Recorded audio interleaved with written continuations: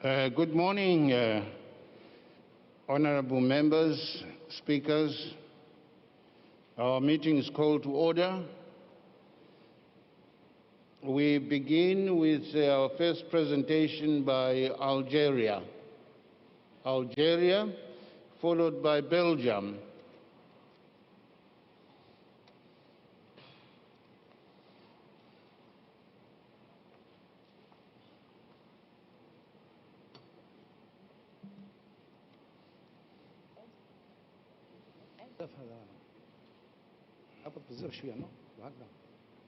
Your time is 6 minutes.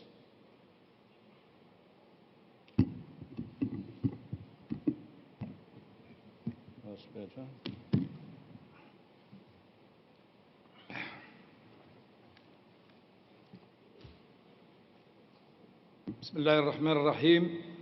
In the name of the most merciful, the most compassionate, Mr. President of the IPU, heads of delegations, ladies and gentlemen, honorable speakers, honorable MPs.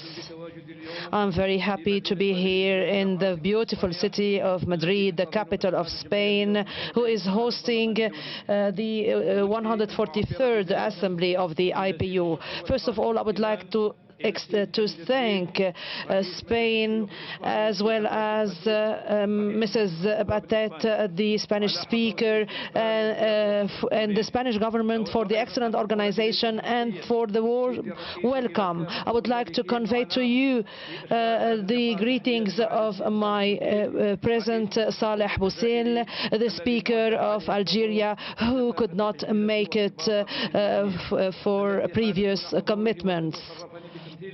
I have the honor to represent him here and to represent my delegation. As you know, we are having local municipal elections, and this will allow us to move forward with the building of all participatory democratic institutions, just according to the pledge made by President Tebboune to respond to all popular demands and to achieve real democratic transition. By the way, I would like to convey to you the greetings and the best wishes of our President of the Republic. Ladies and gentlemen, the topic of our discussions this year is of utmost importance. As you know, it is about overcoming challenges being faced by democracy and building communities. This is very important. It comes when the whole world is facing major challenges, namely the pandemic and other challenges threatening democracy, not only democracy, but also sovereignty of all nations, peace, stability, because all values and principles are being questioned, as you know. The whole world is facing today successive military coup d'etat, disruptions, turmoils, and this was highlighted by the African Union of Parliaments. It was also highlighted in our agenda for good governance. As you know, conflicts, terror, and other problems and disruptions we are witnessing all these phenomena everywhere. We are also witnessing foreign interventions, military interventions in many countries, hence the lack of stability, hence fertile territory for terrorist and criminal activities, including transboundary crimes. And this is generating a worldwide humanitarian crisis, hence the need for us to tackle all these very important issues. On the other hand, I would like to say that this assembly is a very important step so as to confirm the important role of parliaments in all countries and the parliament's contributions to respond to the expectations wants and needs of all citizens, since parliaments have a key role in consolidating democracy, and given that MPs are the real representatives of their own people, hence their task and mission to provide their citizens with decent, stable, peaceful life. And of course, when we talk about democracy, we cannot but also talk about sustainable development, because sustainable development and democracy are interconnected. And based on this, the achievement, the full achievement of SDGs is key to achieving well-being, peace, stability, security and safety to all human beings worldwide. And this is why my country, Algeria, considered that all commitments, all targets that are linked to SDGs are of utmost importance, and they constitute exceptional opportunities to countries such as my country, so as to have a better future.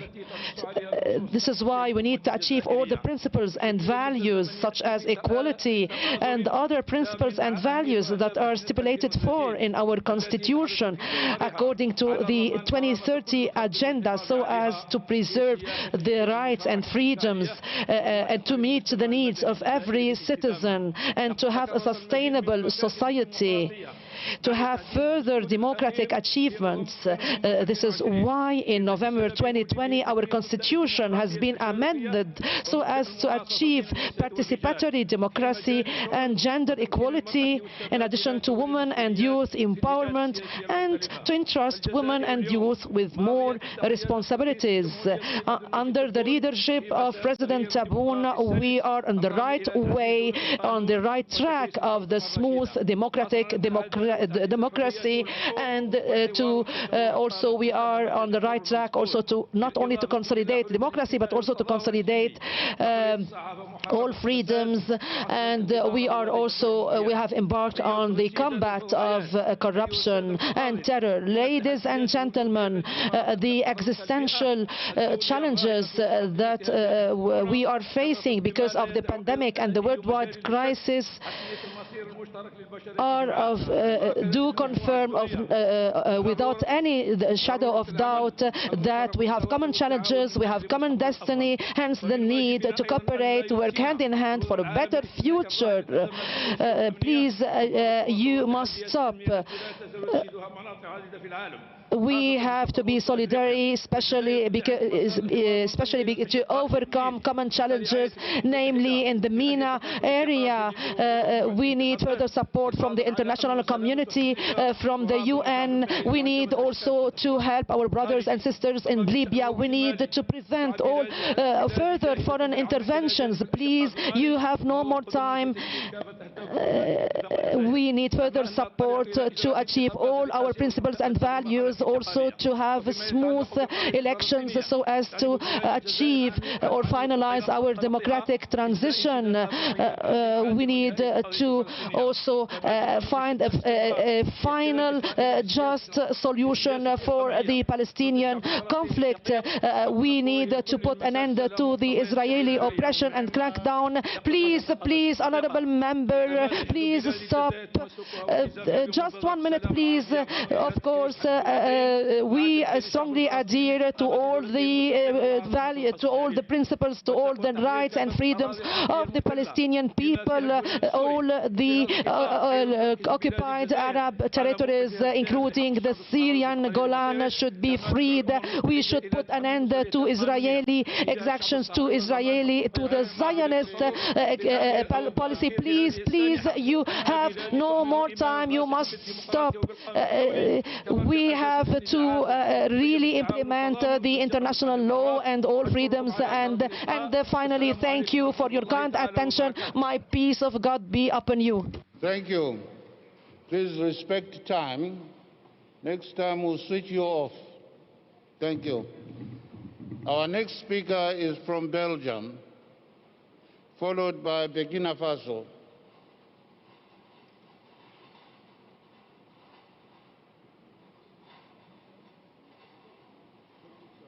Thank you.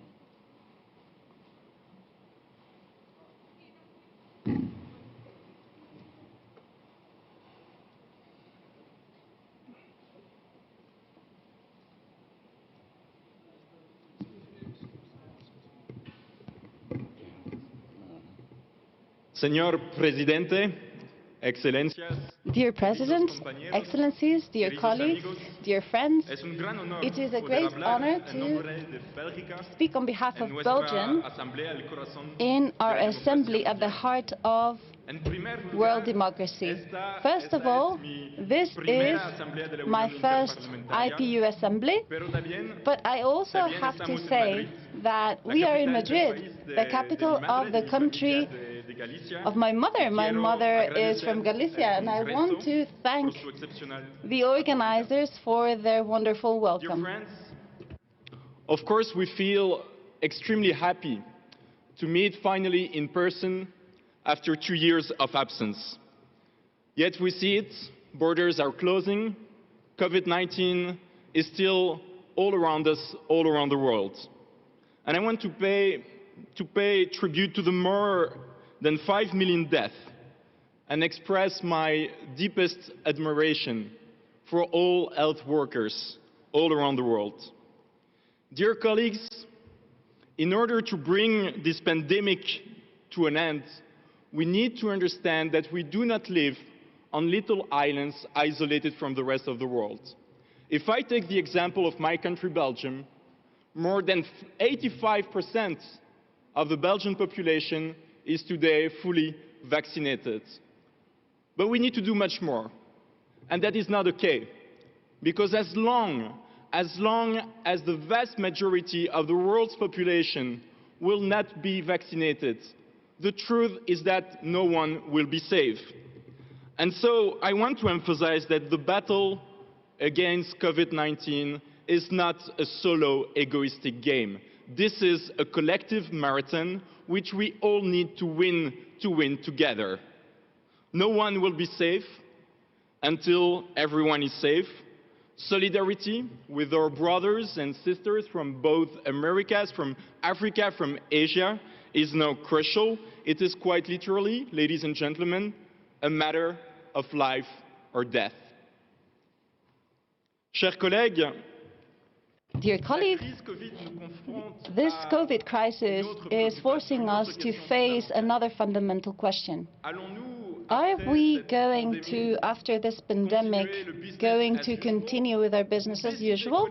Or are we going to decide collectively to change our software or the way in which we rule our economy the worldwide? And as young MPs, I'm only 32, I've only been 2 years in my parliament in Belgium, I want to say this frankly. The truth is that I am part today of this generation which will be the first one who will be suffering the effects of climate change, but I am also part of this last generation, this generation that could today change things before it is too late. And these are not just empty words. It's scientists who are saying so, and they say so in a very clear arithmetical way. So if we want to limit the increase of world temperature to 1.5 degrees, and we know that beyond 1.5 it would be a real catastrophe, not just for the planet, but also for our populations. If we want to limit the increase of our temperature to 1.5 degrees, we know nowadays that we cannot keep on emitting 325 gigatons CO2.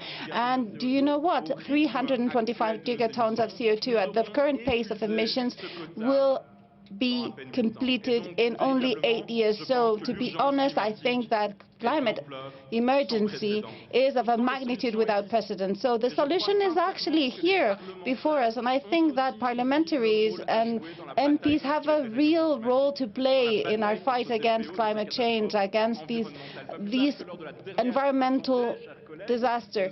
But, dear colleagues, we have voted for a resolution, an amendment that has been proposed by Belgium, and I am very proud of this. And we have asked all parliaments the world over to recognize this new crime, the ecocide. And I think it is important to highlight it. When you decide to protect, for instance, the forest in Congo or in Amazonia, you are not just defending the countries in Africa and Latin America, you are defending all the countries in the world, all population in the world. If you decide to protect the common good, you will be protecting all the parliaments in the world. And the same goes the other way around. If you attack against it, you would be attacking everyone. And I have to tell you, democracy is sick. And I see that. I see that as an MP and as a member of the group for the fight for human rights the world over. And it's always in war women and girls who pay the higher price, and it is something to be ashamed of.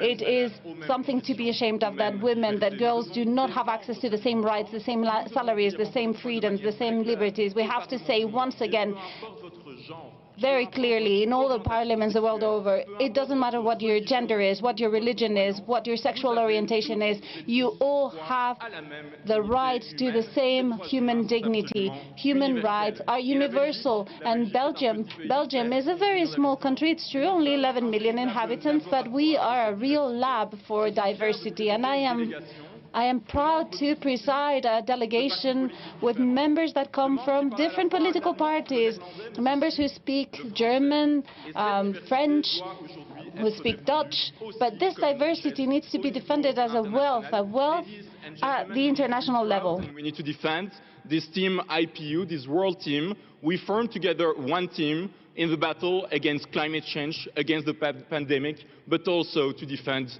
universal human rights. Thank you. Merci beaucoup. Thank you very much. Thank you very much, Belgium. Our next presenter is Burkina Faso. Burkina Faso.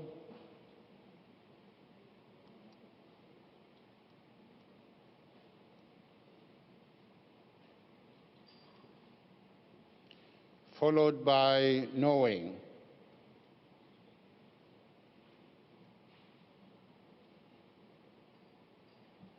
Mr.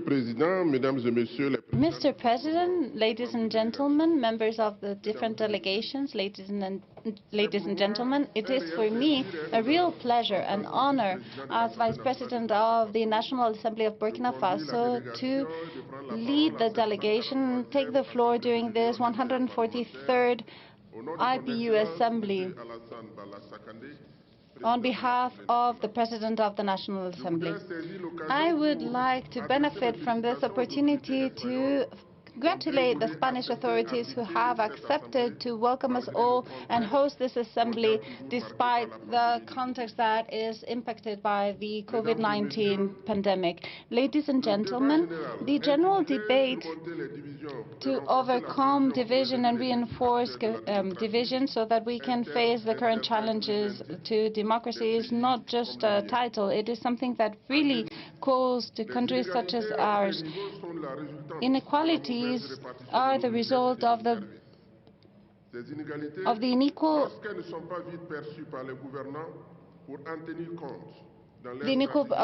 sharing of wealth. We have to understand that inequalities socially and economically will only increase polarization. In all countries, we have to understand that we have youth who want to believe in a better world, who want to have hope, because they have ambitions, legitimate ambitions, and they see what is possible in other countries thanks to new technologies and communication technologies. We, as MPs, are representatives of the populations, and we need to be actors for the promotion of culture, of democratic culture in our practices and in the way we manage our institutions if we want to be more efficacious and efficient in the way we tackle this issue. In Burkina Faso, we are giving chances to men and women, to young people in our different approaches. We know that there is much to be done still so that mindsets evolve. We in our traditional cultures try to shift lines the way they should. We need to still understand that Burkina Faso is one of the first countries in the world that have a day dedicated to women. I'm talking about March 8th. We have started in 1984 under the leadership of Thomas Sankara, our president, and we have started at the time to have women in high responsibilities and high positions of the state. We have made space for women in spaces that were left for men. We are now giving more space to women and youth by the way of legislative decisions. And ladies and gentlemen, the exclusion is a word that needs to disappear from our strategies if we don't want to leave the power to those who intend to radicalize, especially young people. Those who are defending terrorism in our region are doing so, especially amongst the young, amongst those who feel left aside and forgotten by the system and the political governing entities. We have to work so that all the citizens in Burkina Faso can have the same opportunities as the Article 1.2 of the Declaration of Human Rights wants it to be. That is how we will obtain a reinforcement of our democracy in order to face the challenges by increasing the participation of women and youth in our political entities. We need to have institutions closer to population so that we may strengthen bonds and so that we may still have the necessary trust for democracy to evolve. In Burkina Faso, we have realized that that is the only way, so that is why we have some special days where all MPs, whatever their political party, whether they're majority leaders or minority leaders, will be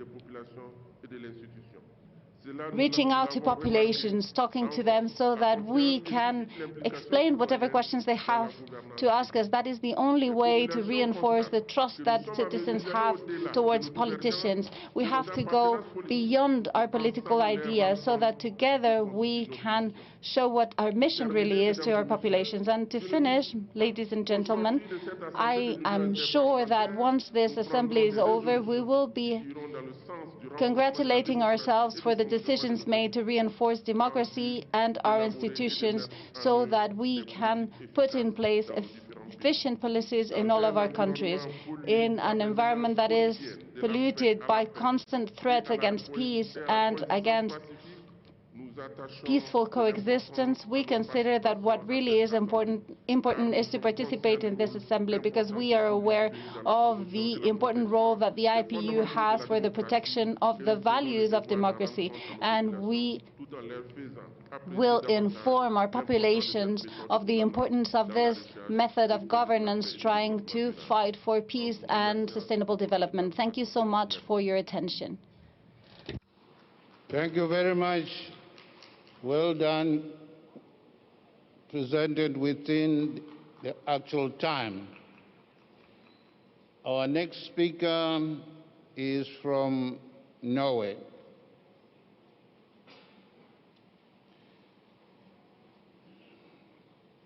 Followed by Romania.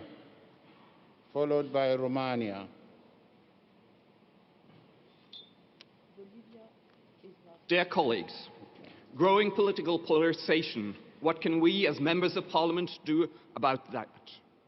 For a start, we should always try to show our political opponents respect. Yes, I know, it can be hard, but in democracy, we must remember that we need our opponents in politics just as we need the opposing team in sports. We might disagree with them, but we need them to challenge us, to prompt us to refine our arguments, to make us work harder, and sometimes even to help us consider another point of view. This is the core point of democracy. In the Norwegian parliament today, we have 10 different political parties. In the heat of the moment, I can get really angry on 9 of them, and sometimes also my own party, thinking, how in the world did they end up with this conclusion in the political issue we are debating? But in the end of the day, we must respect that they also have honest motives and good reasons to oppose us. Often we have the same goals, but we can't agree on how to get there. In day-to-day politics, we frequently need to find compromises. Here, polarization and disrespect for your opponents is not helpful. Democracy needs disagreement, but we should do it in a platform of respect. Because how we treat each other as politicians also determines how we are looked upon by the population. Unfortunately, more and more politicians in Norway need protection in order to be safe. The harsh debate and comments in social media scares people away from seeking political positions. There is a risk that this development might end up in the democracy deteriorating. Sadly, we see that gender, color of your skin, sexual orientation, or ethnicity might be reason enough for why some people think they are entitled to silence others in the public debate. Against such attitudes, we should unite and stand up together, because as the famous Norwegian writer Arnulf Øverland said in one of his poems, "You mustn't endure so very well the injustice that does not affect yourself." As politicians, it is not up to us only to change this, but we can start with ourselves in order to build a stronger democracy and a better community. This is my first meeting here in the IPU. I have the expectation that this can be an arena where we meet, get to know each other across cultures, religions, different ways of thinking, and even across different political systems, in order to build a foundation of respect for each other and to learn. Good governance is key to earning the trust in the population. Our work must be transparent and accountable. We cannot please everyone, but all opinions must be heard. Freedom of expression is a vital principle and a human right. That is why it was so important that this year's Nobel Peace Prize was awarded to Maria Ressa and Dmitry Muratov for their efforts to safeguard freedom of expression. And Norway look forward to hosting the prize winners in an award ceremony later this year. We must accept that we will have to listen to things we don't like, but it should be based on a minimum of decency. We must speak out against hate speech. Using hate speech to intimidate or threaten others to silence is a totally unacceptable way to use one's freedom of expression. It is only through dialogue we can build a better tomorrow, strengthening our communities and protecting our democracy. Thank you. Thank you very much. Well done within our time limit. Can we hear from Romania? Romania is followed by Germany.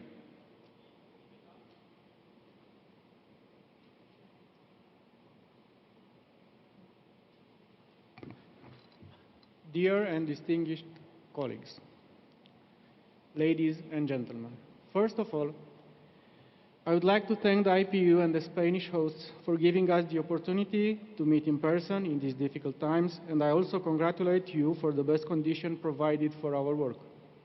The theme of the debate is extremely important, as our democracies today face numerous challenges which require both solidarity and urgent political parliamentary attention. We can say, with the disclaimer of a figure of speech, that pandemic brought out the best and the worst in our parliaments, in our societies, in our civil society, and the democracy was affected at the same time. If the civic space was impacted even before the current pandemic by the national security laws, by the reaction to terrorist threats, the pandemic intensified the impacts. The voice of people shrank in its physical manifestations, but gained impressive online extension. Civil society was maybe forced to abandon some of the topics put forward and some debate formats, but was instrumental in promoting and monitoring the respect for human rights during the pandemic, in organizing and reorganizing its participation in public consultation and decision-making. The Internet, widely available information and communication technologies and social networks provided an unprecedented space for all kinds of public initiatives to develop and thrive. At the same time, xenophobia, racism, and hatred are still widespread in the whole world. The rise of political polarization is being observed in many countries, and hate speech is present on the Internet and on the media, and too often it finds its way into the political discourse. Our Romanian parliamentarians have already committed to taking open, firm, and proactive stands against racism, xenophobia, and hatred on whatever grounds and however they manifest themselves by joining No Hate Parliamentary Alliance. This alliance aims to cooperate with national parliaments, public authorities, and civil society organizations in order to combat hate speech and xenophobia. Dear colleagues, we need to join our forces in this fight. The opposite of hate is solidarity. At the same time, as democratic parliaments, we must prove firstly that we are transparent, open to public, and accessible. I believe all parliaments are well equipped to train individuals into democracy and to promote the action for democracy. It is our duty to create effective ways for the public to be consulted before laws are passed and to ask for action on particular subjects. And I want to underline again, the opposite of hate is solidarity. Thank you very much for your attention. Well done, Romania. Our next presenter is from Germany.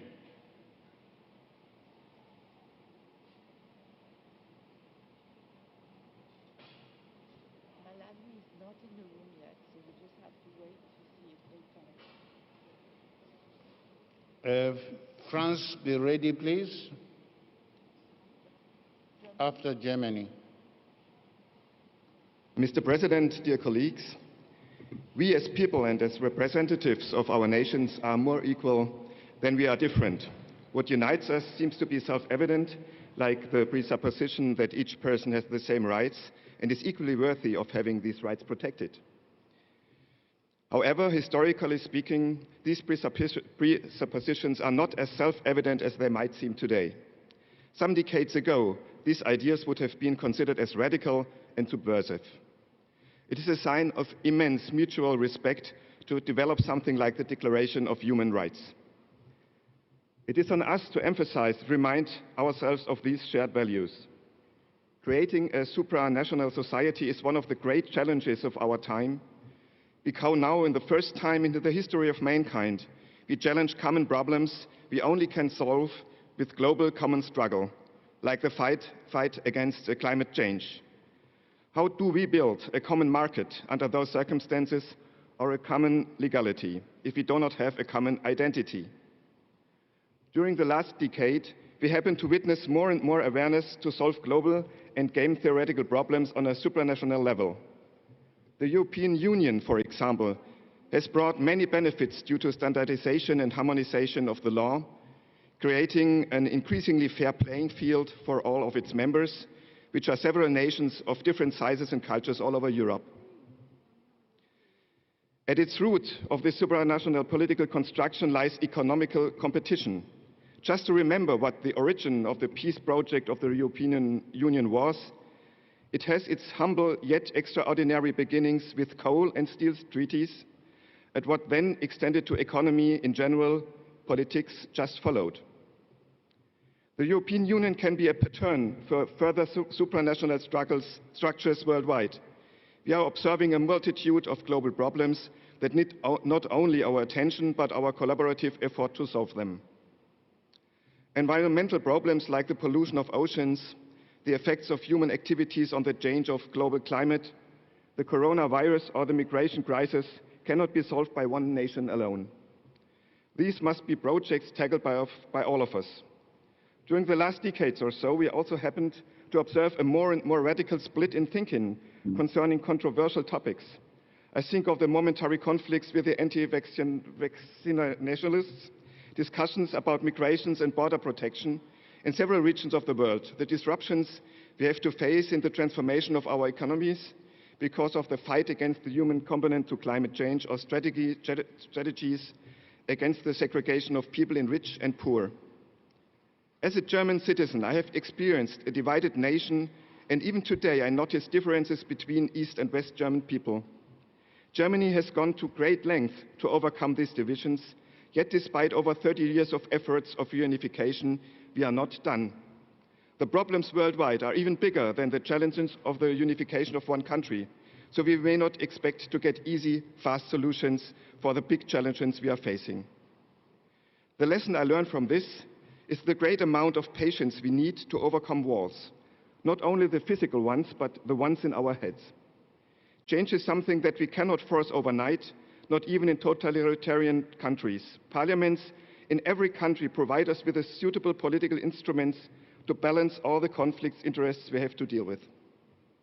Every society needs a common narrative, common values in order to share a common identity, and a global society needs global values and a kind of common human identity too. Dealing with all that, we have to face a lot of conflicts.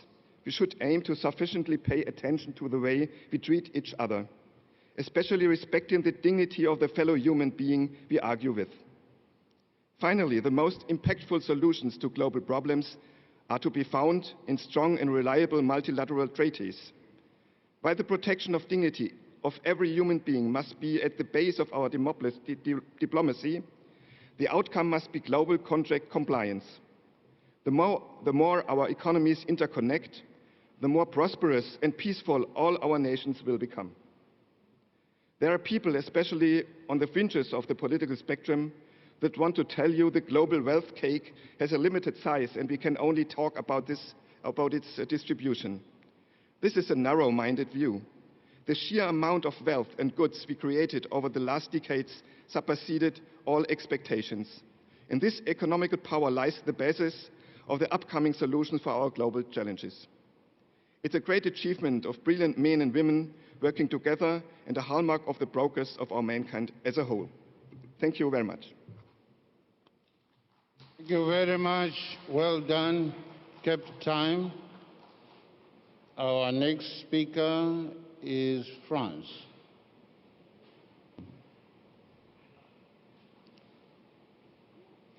Followed by Switzerland. Followed by Switzerland.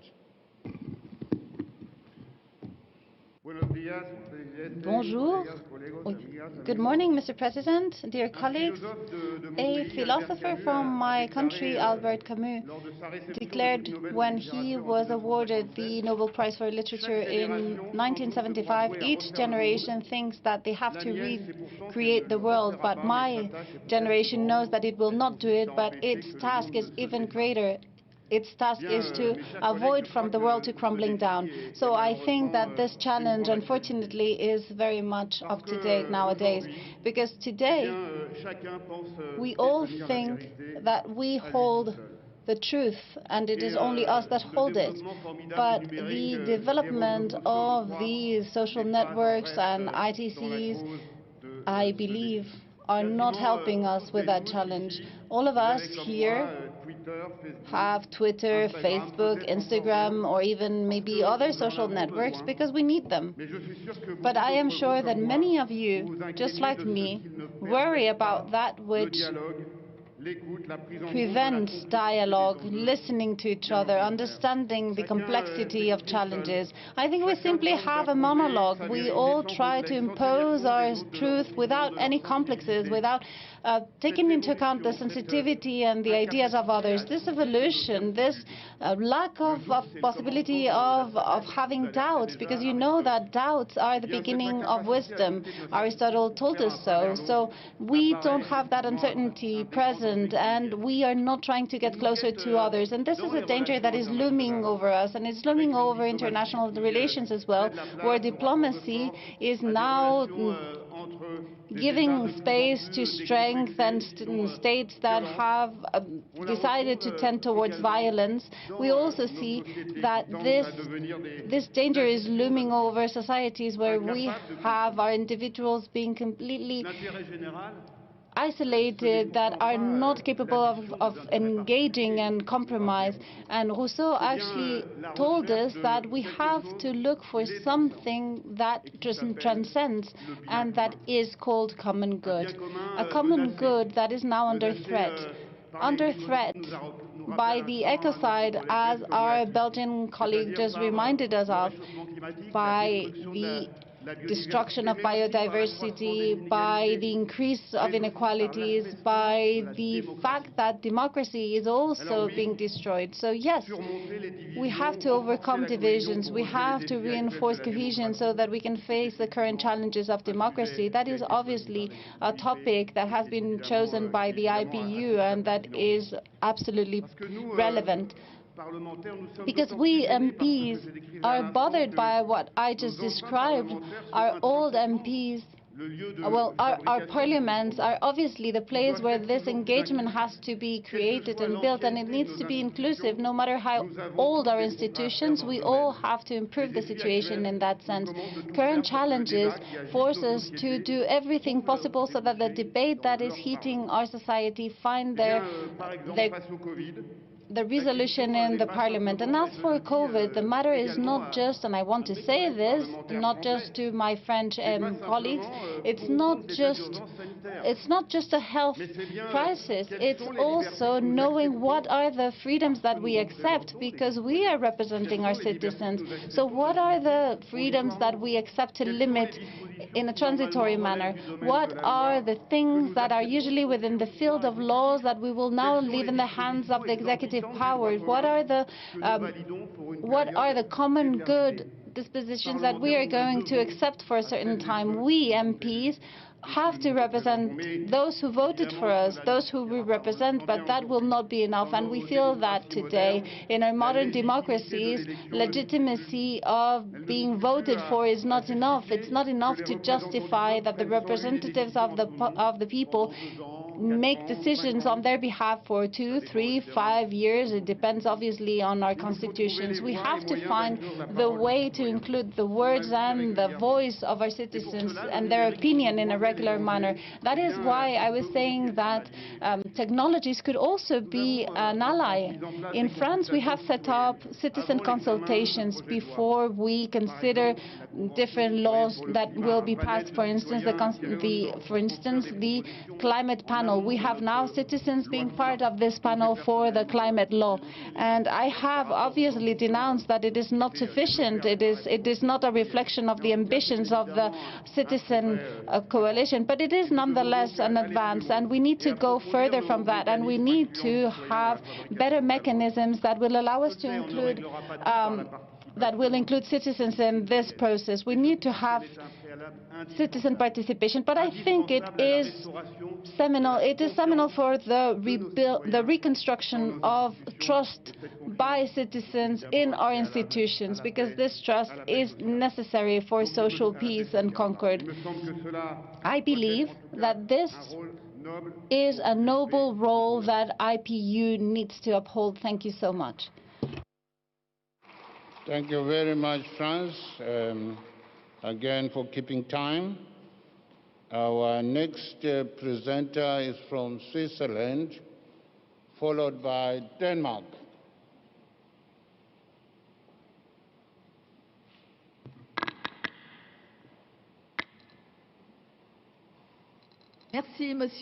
Thank you, Mr. President.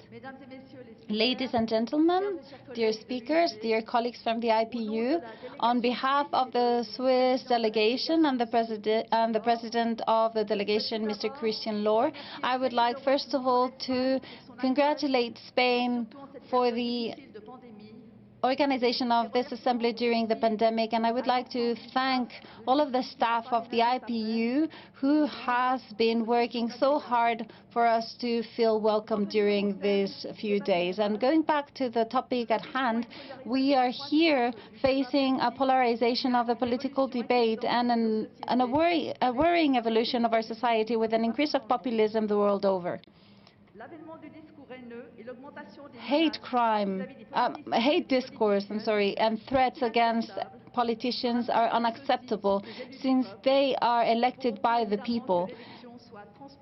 So the election needs to be transparent and needs to abide by the constitution of each country. But if it is legitimate to condemn hate speech and threats against anyone, elected officials also need to prove that they are worthy of their position with exemplary behaviors. Otherwise, we will not be able to face that discourse that says that all politicians are trash, and we will simply feed the discourse that is trying to undermine our institutions. Please let me give you a recent example that we just went through in Switzerland due to the COVID law that is destined to giving help to companies within the sector of culture that have suffered so much due to the pandemic. This law also has established the health pass during pandemic. In our country, which is a very peaceful country, we have seen non-truthful campaign by the opposition that has tried to instrumentalize the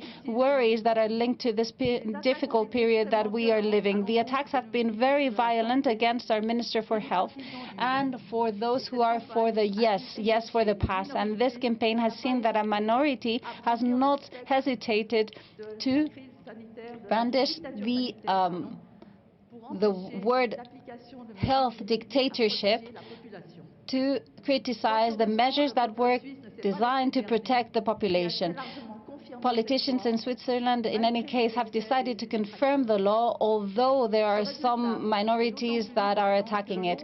And this is important. It's important because the number of infections is going up in our country dangerously, and vaccination is finding itself in a stagnation phase. Now, going back to our debate, I have to say that with regards to the report that was issued by Stockholm showed that in 2020, countries going towards an authoritarian regime is greater than those that are evolving towards democracy. We see that we are going backwards in many countries in all continents, and this phenomenon is quite worrisome, and no country is protected from an authoritarian tendency. We who are engaged at the IPU want strong parliaments, democratic parliaments, inclusive parliaments, and transparent. And the pandemic has also worked as a way to reveal the different gaps in society and has increased them. It has also shown that many sectors in our economy had a very systemic aspect to them. Professions that have to do with care, with sales, with cleaning, for instance, these jobs that were not valued enough are the ones that have shown are necessary for society to work. And although this picture I'm painting is a bit bleak, it is not fatality. If we are engaged in our parliaments, it's because we want to promote a society that will not leave anyone behind. But for that to happen, we need to have the right for education for girls and boys as well, obviously. It needs to be something that will allow citizens to make their decisions based not in representations that are subjective, but rather to base their decisions on facts. It is also the time to fight in a determined way against violence against women and girls, and domestic violence as well, as established by the Istanbul Convention that over 150 countries have signed and many have ratified. Parliaments have the responsibility, the very specific responsibility of voting for budgets that will allow to set up policies, public policies that will defend these objectives and that will adapt their legislations in order to reach those goals. parliaments that have more women, with equality in their representation, with more young MPs and more people coming from immigration, will allow for a rich debate, a diversity of points of view, and more creativity to try and find solutions for our current challenges. In this context, we need to face this climate and social urgency, and this has to be fought in the same way. These were just some comments that we wanted to share with you all in the framework of this debate with regards to the challenges that we currently face, and I thank you so much for your attention. Thank you very much, Denmark. We now have Botswana, followed by Brazil.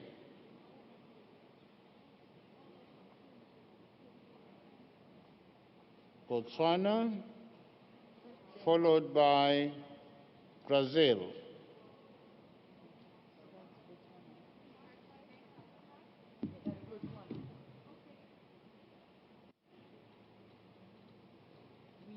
We forgot this one. Oh, I didn't call them.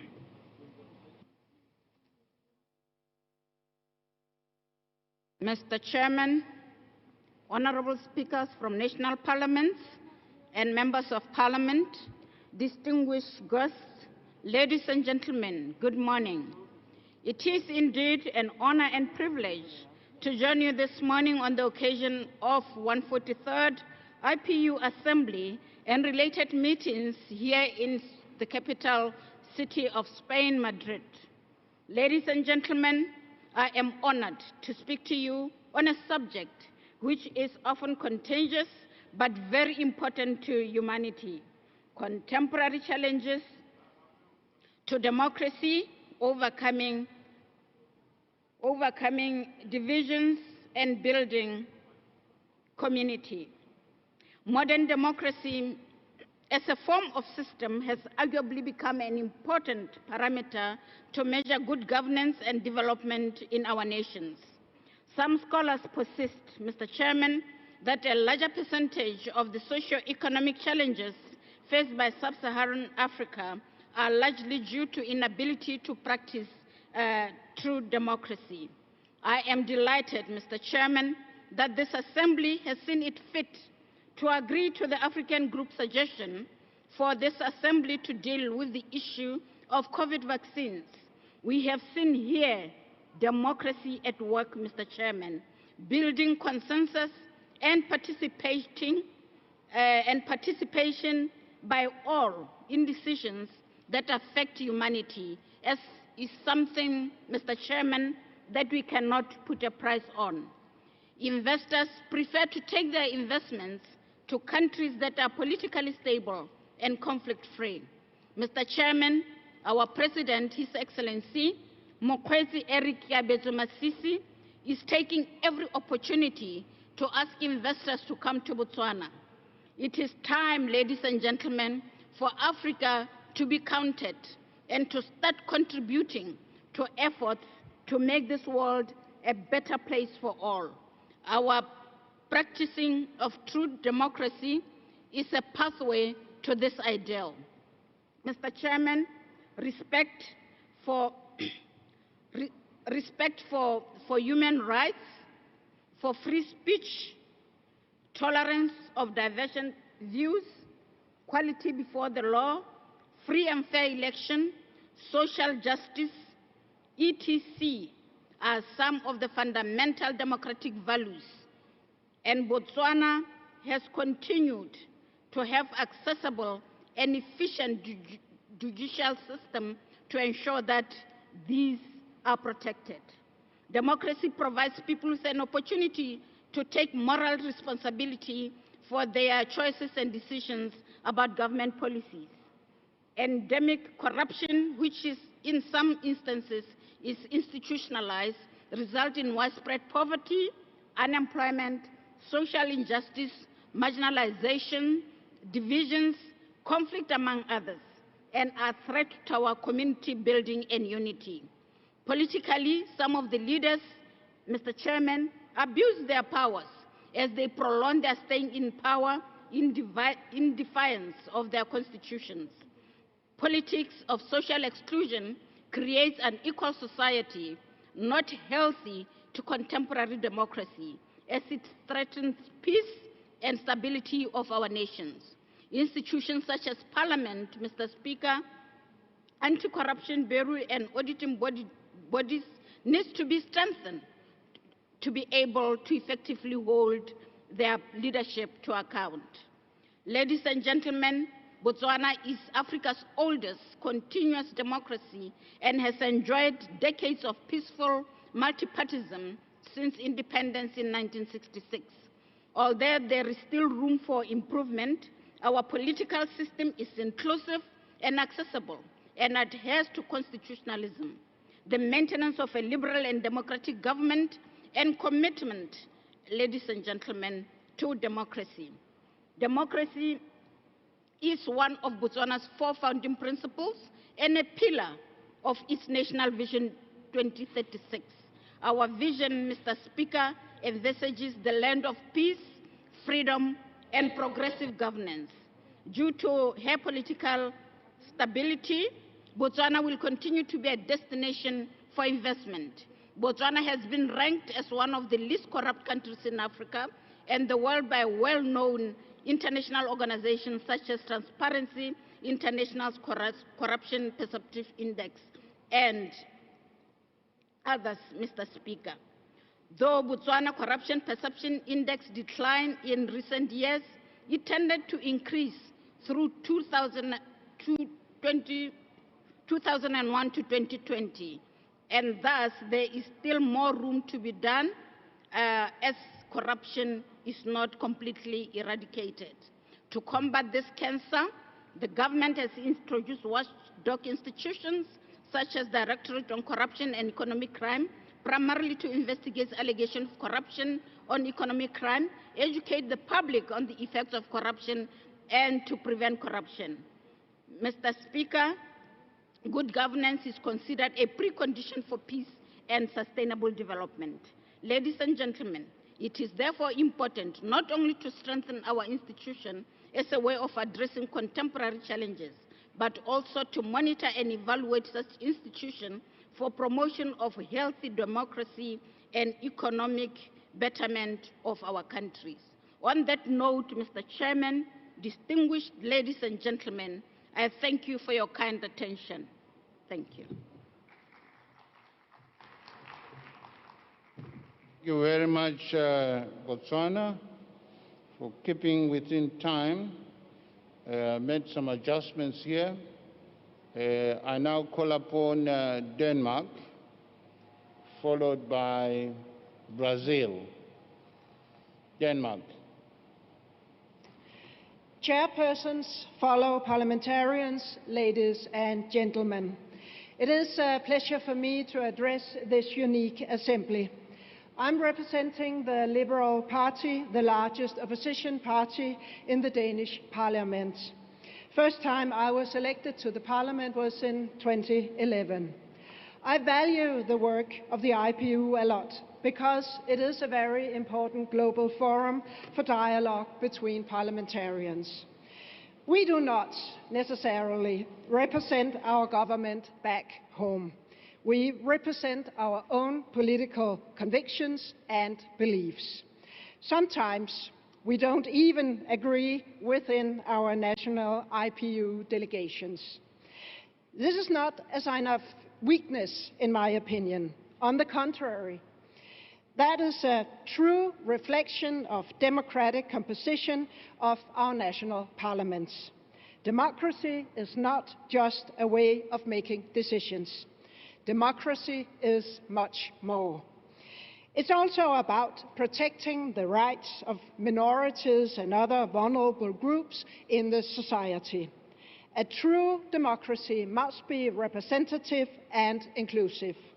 Unfortunately, our democracies are not always so inclusive as we sometimes think. Strong democracies rest upon high-quality education for children as well as for adults. High-quality education provides students with ability to engage in society and political life and give them the courage to speak up, locally and globally. However, high-quality education is not a one-size-fits-all. Let me share with you a serious concern for a particular group of citizens, those who are suffering from various kinds of mental disorders. They are too often lost in our educational systems. In Denmark, ADHD is one of the most common mental disorders affecting children. Untreated ADHD can cause problems throughout life. People with ADHD often have hard to succeed in school, in work, in relationships, and ultimately in the democracy. Let me provide you with some facts from Denmark. Almost 2/3 of young people with ADHD have not finished a youth education. 2/3 of adults diagnosed with ADHD are unemployed. People suffering from ADHD have a significant higher risk of getting convicted from crimes against persons.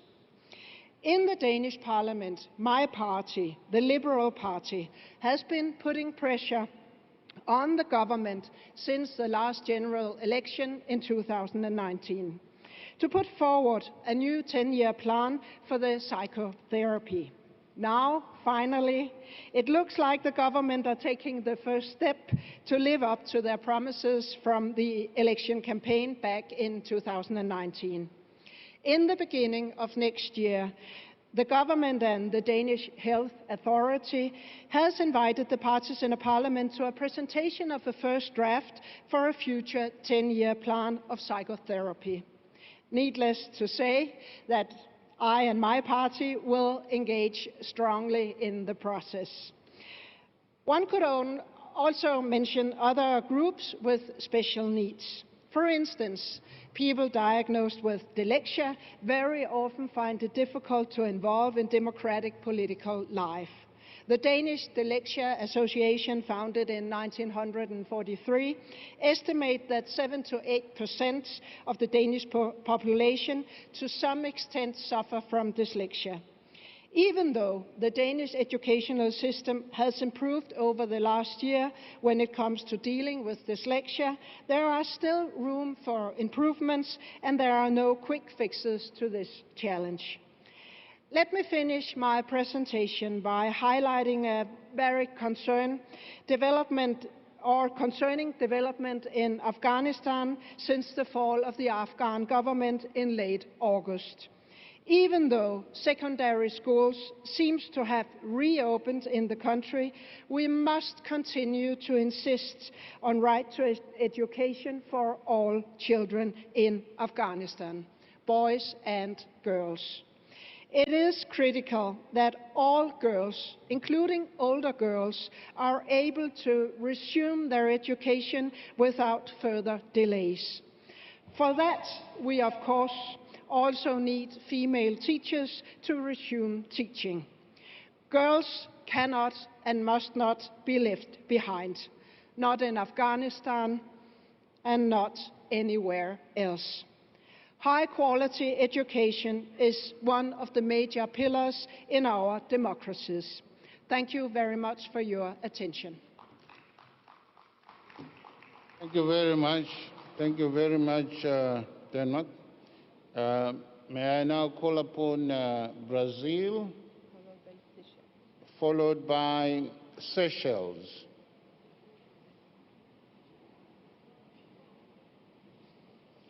Brazil, followed by Seychelles.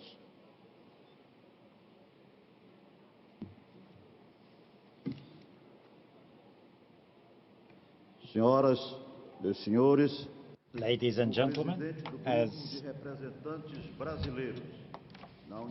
head of the delegation of the group of Brazilian representatives in the IPU, I'd like to start by congratulating the organizers for having chosen the subject, Contemporary Challenges to Democracy, that summarizes how important it is to parliaments all over the world of facing this erosion of political representation. We live times where one of the main barriers to the democratic game is political polarization. Ideological extremes are drawing the public's attention, and they are causing fractures between parties. The differences between people becoming so exacerbated that there seems to be no longer a common denominator. Anyone who thinks differently is an enemy to be silenced at all costs, as if it were possible by just silencing someone to preserve his or her citizenship.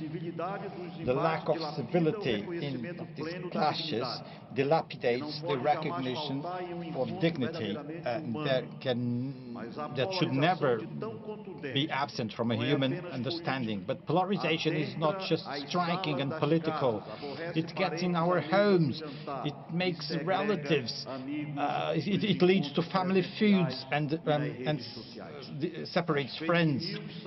Fake news are guests of this perverse dynamic, and they worsen this social gap that hurts all of us. The lessons of history leave no doubts.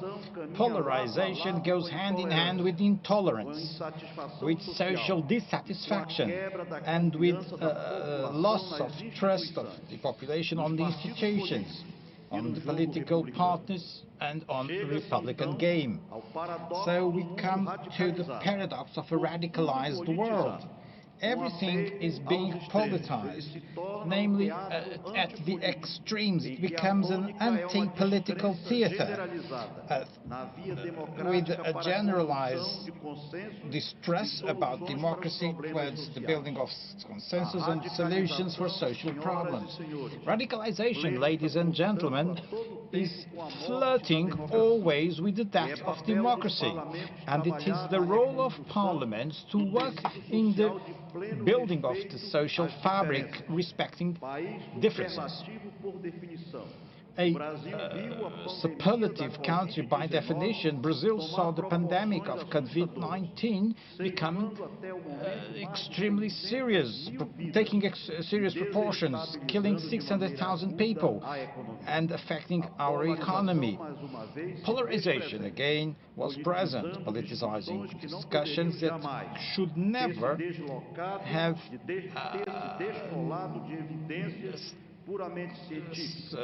went away from scientific evidences.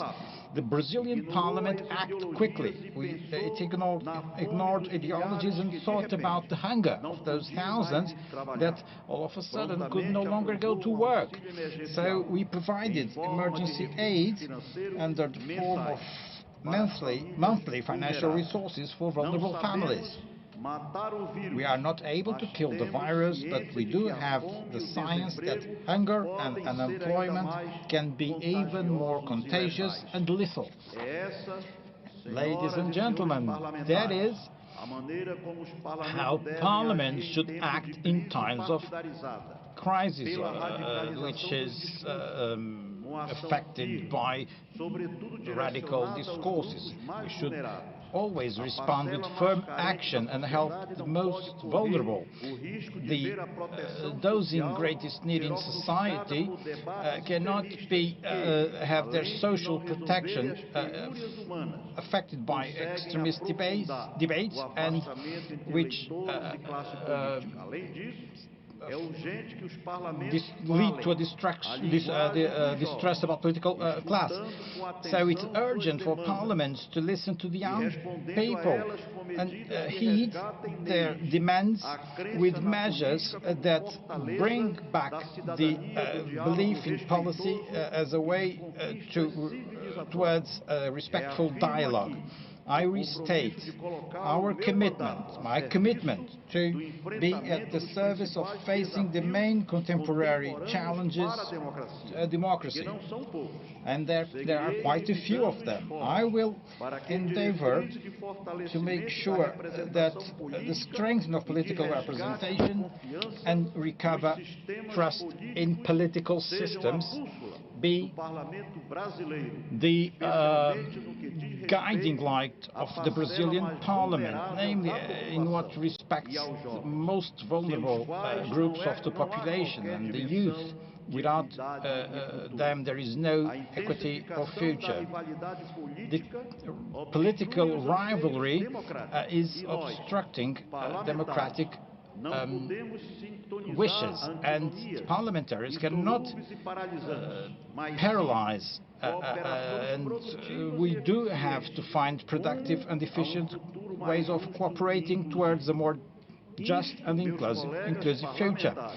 I call upon my parliamentarian colleagues to echo the perception that the yellow light of radicalization and intolerance is on, and it's up to us to bring it back to green light that allows for kindness, understanding, and the achievements of democracy. Thank you. Thank you very much, Mr.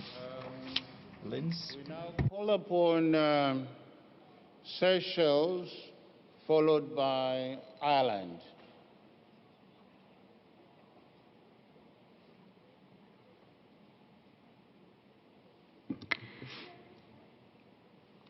Honorable Chair, distinguished guests, Excellencies, honorable colleagues of Parliament, I would like to start off by stating this. When times are good, consider. When times are bad, when times are good, rejoice. When times are bad, consider. For the Lord made both.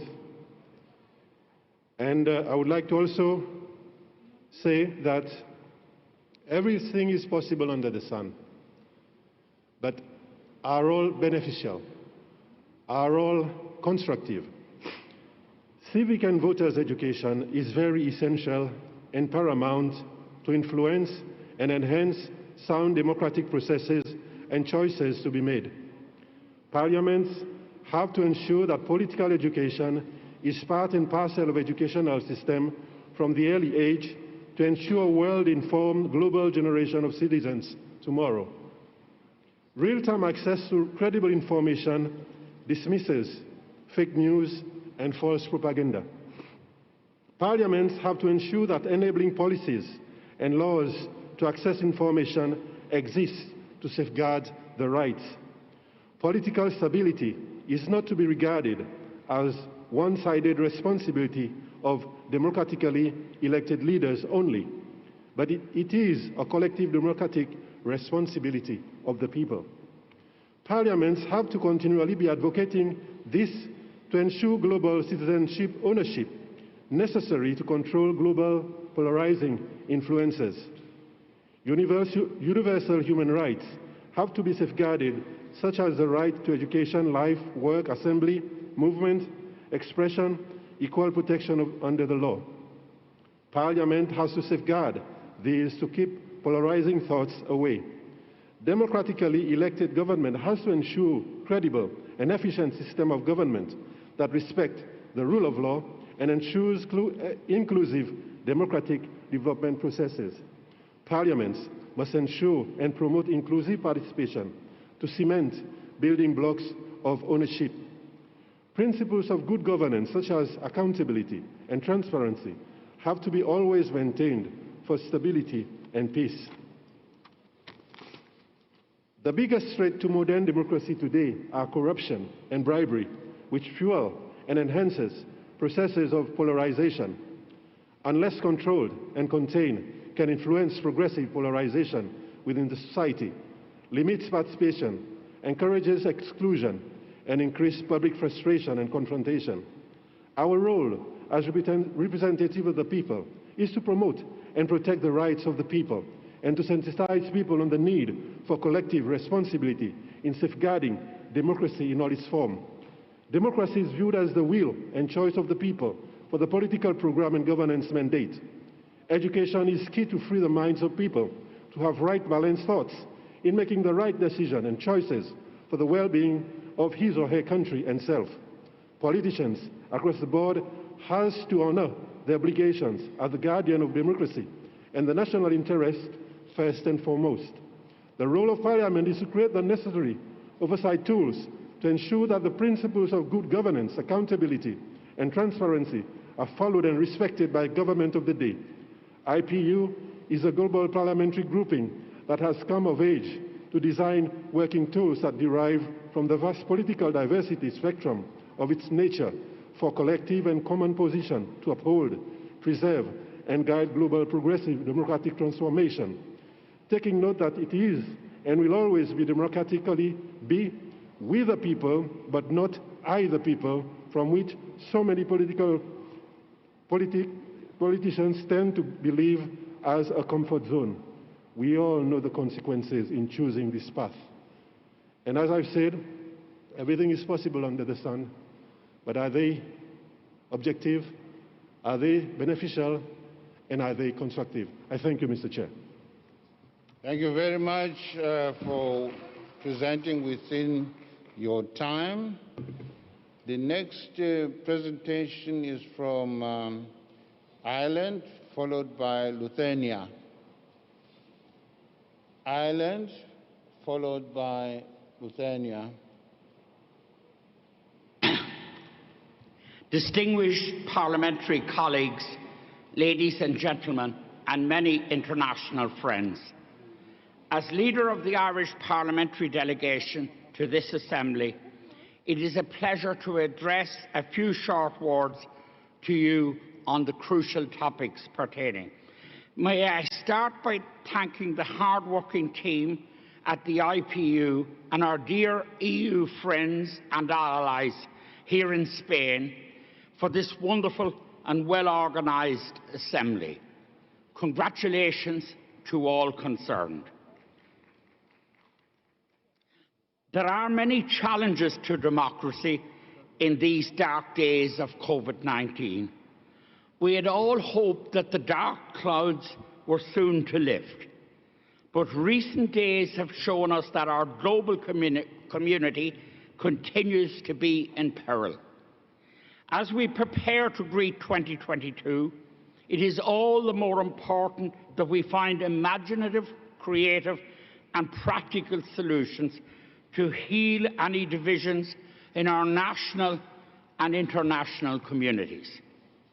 A forum such as this IPU Assembly allows us to engage with a global perspective while grounded in the needs of our own local communities and societies.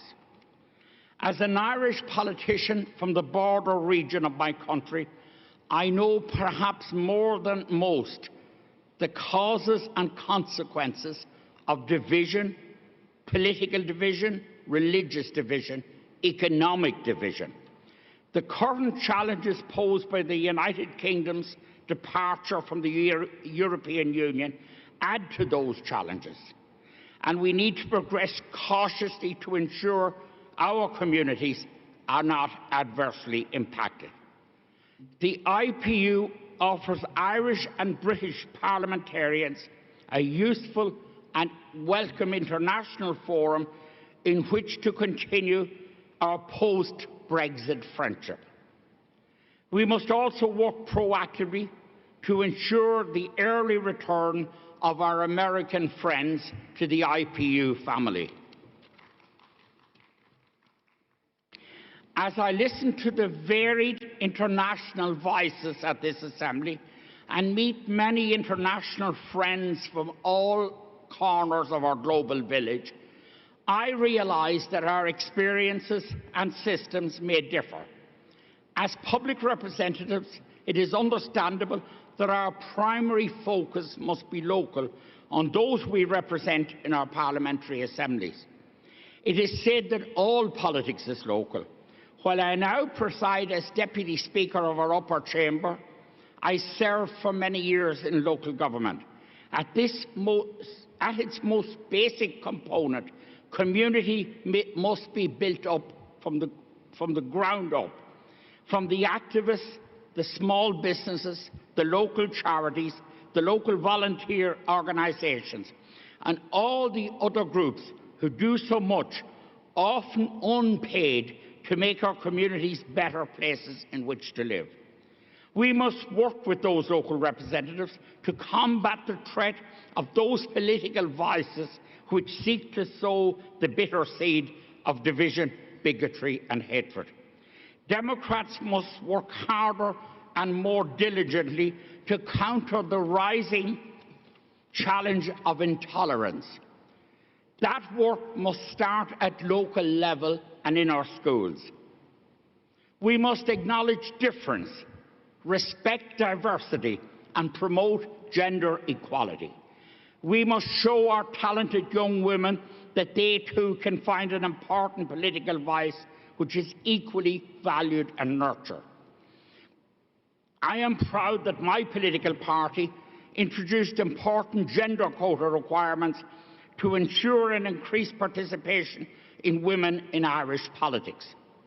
We must also support those of our communities who identify as LGBTQI, many of whom find the safe space to express their identities blocked by those in power. Many intolerances remain in our society. They must continue to be challenged. Funding and resources must be allocated to regional and local government, those with direct day-to-day engagement with our people. I suspect many international friends here have the same experience of local government being underfunded relative to national and federal government. I urge greater financial support for those working closest to those in need in our communities. But with a greater role comes a greater responsibility and a willingness to raise local taxes where required.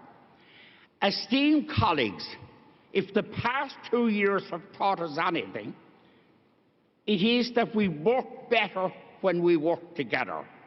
Now is not the time to be looking inward, to adopt an insular, narrow view on how best to defeat the most pressing challenge of COVID-19.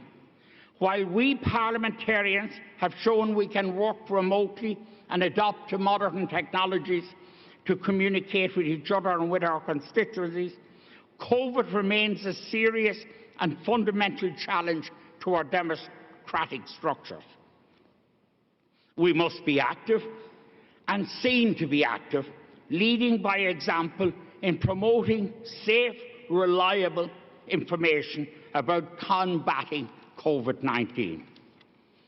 Thankfully, Ireland has seen high vaccination rates of our eligible population, but the global distribution of vaccines must be fairer and must be equitable.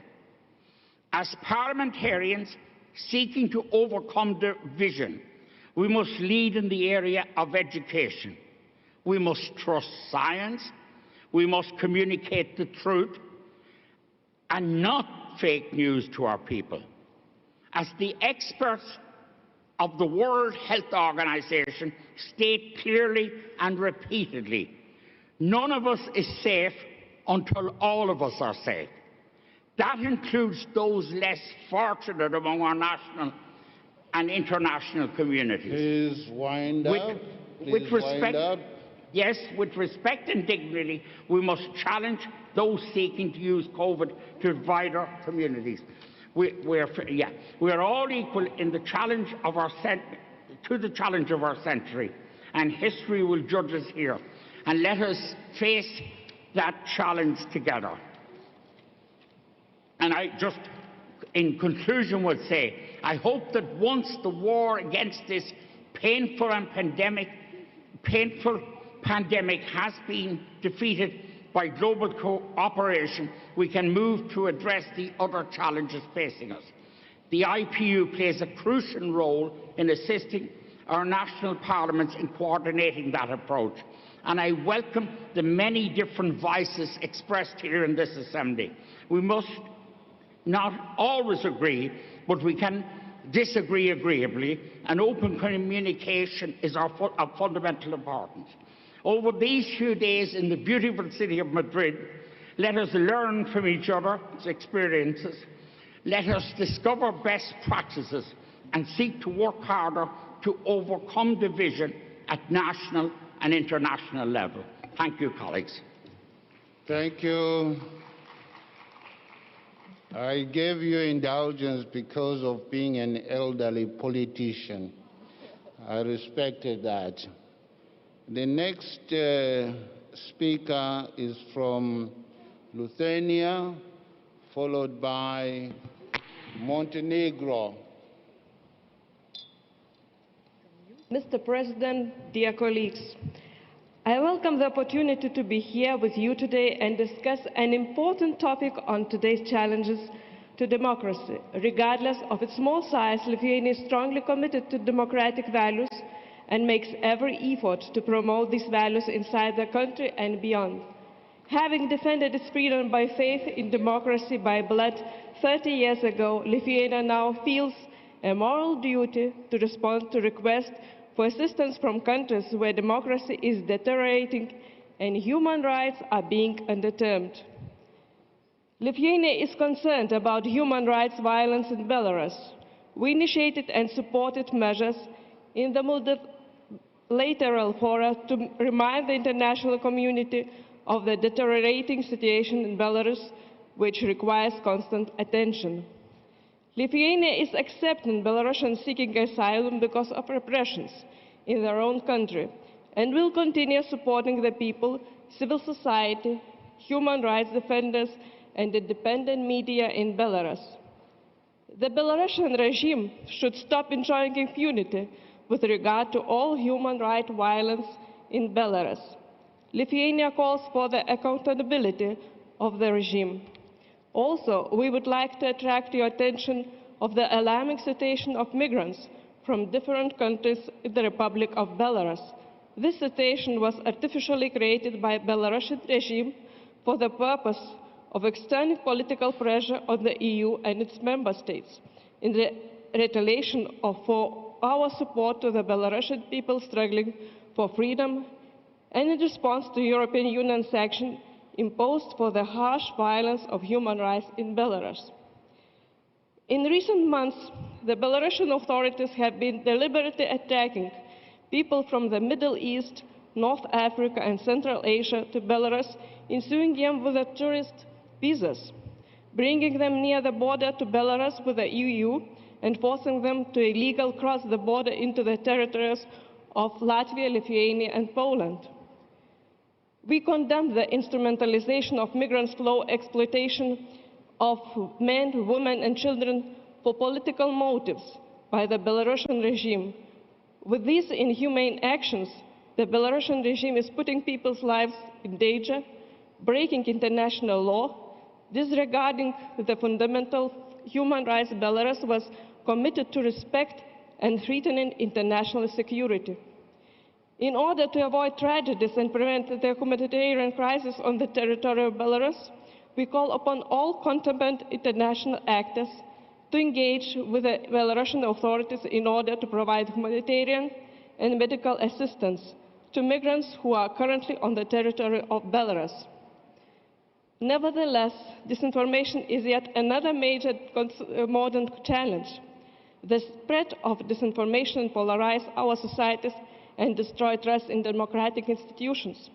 To raise public resilience and counter misinformation campaigns, we have to support pluralistic and independent media.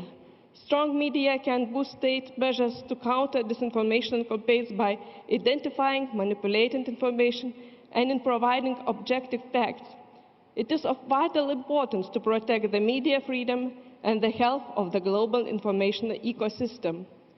We are concerned about the damage caused by the deliberate creation and circulation of false or manipulated information on the COVID-19 pandemic. Therefore, it is imperative to support independent journalists who provide people with facts they need to protect themselves and their community. As parliamentarians, we are best placed to focus on all the matters mentioned above. Only by keeping our eyes open to the problems instead of protecting our ratings, and by keeping true to our democratic values rather than trading them for economic benefits, together we will create a more beautiful future, not only for the citizens of our countries, but also for the whole world. Ačiū už dėmesį. It was in Lithuania. Thank you for your attention. Thank you very much for sticking to the time. Now call upon Montenegro, followed by Italy.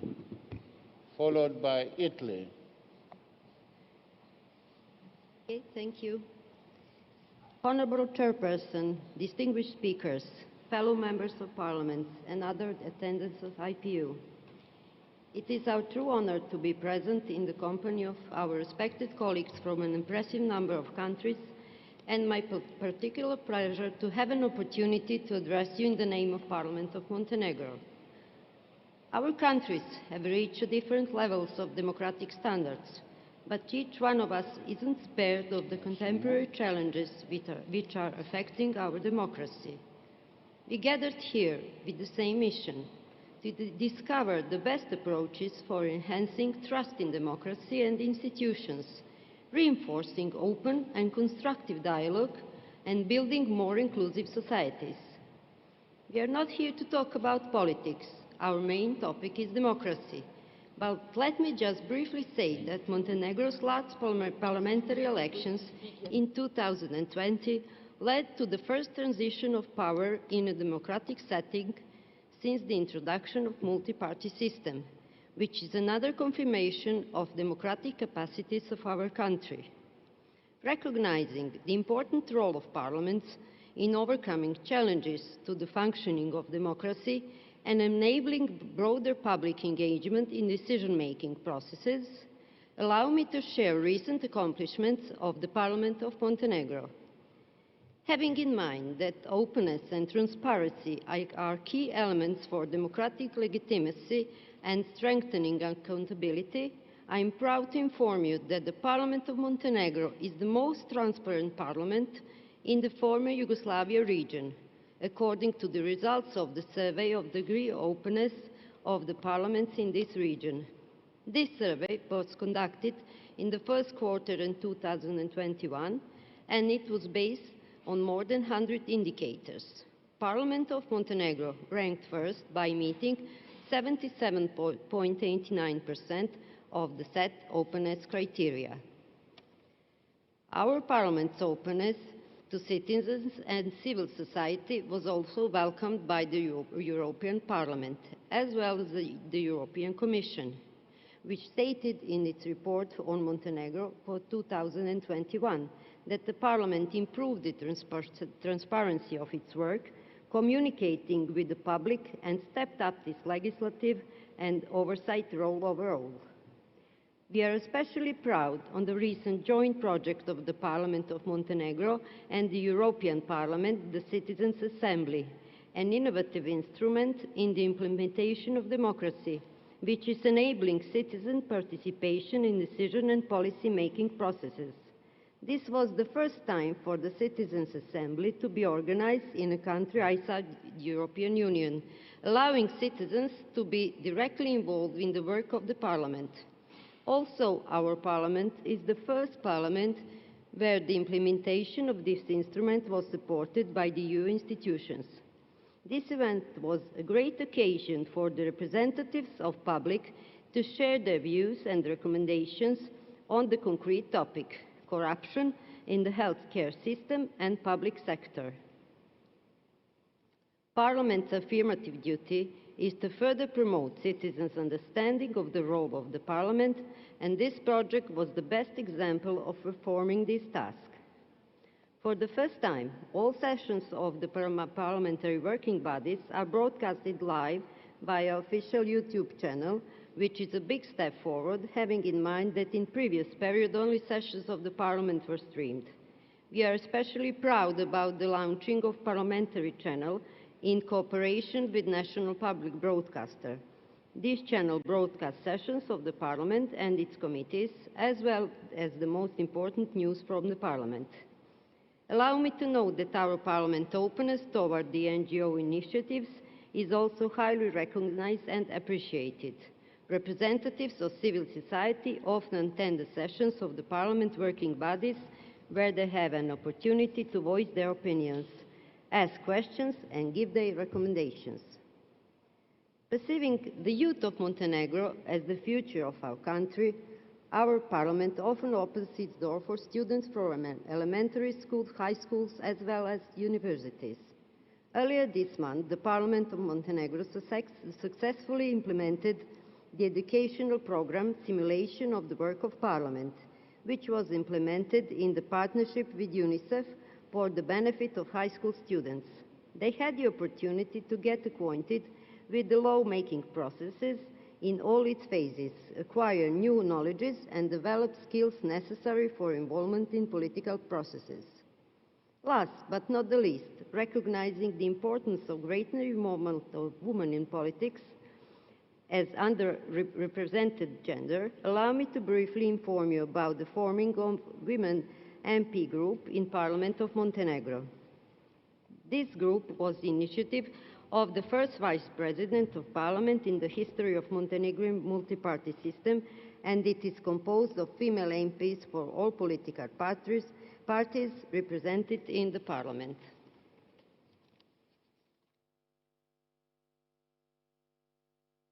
Parliament of Montenegro will remain committed to achieving the highest democratic standards, so in this manner we are highly appreciating this opportunity to learn about good practices in other countries in order to overcome obstacles we are all dealing with in these challenging times. Thank you for your kind attention. Thank you very much, Montenegro. May I now call upon Italy, followed by Equatorial Guinea. Italy.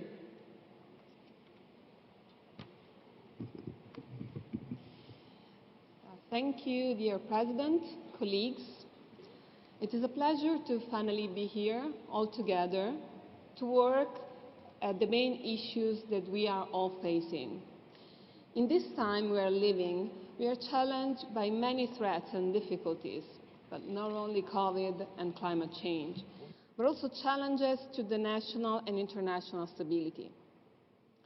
COVID has shown how fragile our international cooperation is. Climate change is showing us how much we need to cooperate. In the middle, we have our rights as citizens, as people, as countries. Democracy is constantly under attack by a lack of trust, of disinformation, lack of communication, and of knowledge of the democratic values and processes. The answer to the many questions that might arise from these considerations is broad, and it will probably take more than the few minutes we have here to discuss it. But what can surely be addressed by ourselves and by politics is a step back from arrogance and from a polarized approach. That doesn't mean tolerating those that are a threat to our shared values of rule of law, democracy, and human rights. On the contrary, it is a fight to the chaos, to the polarization that are hitting our institutions. We need a comprehensive approach. We need to strengthen our alliances, but we also need to work at our own single countries. We will be able to cooperate only if we rethink our own approaches toward ourselves first. Otherwise, we will look as faraway politicians that meet and talk with ourselves, detached by the people that we are representing. It is time to change, and we have to start our own single countries. Thank you. Thank you very much for keeping time. Appreciated. I now call upon Equatorial Guinea, followed by Guinea-Bissau.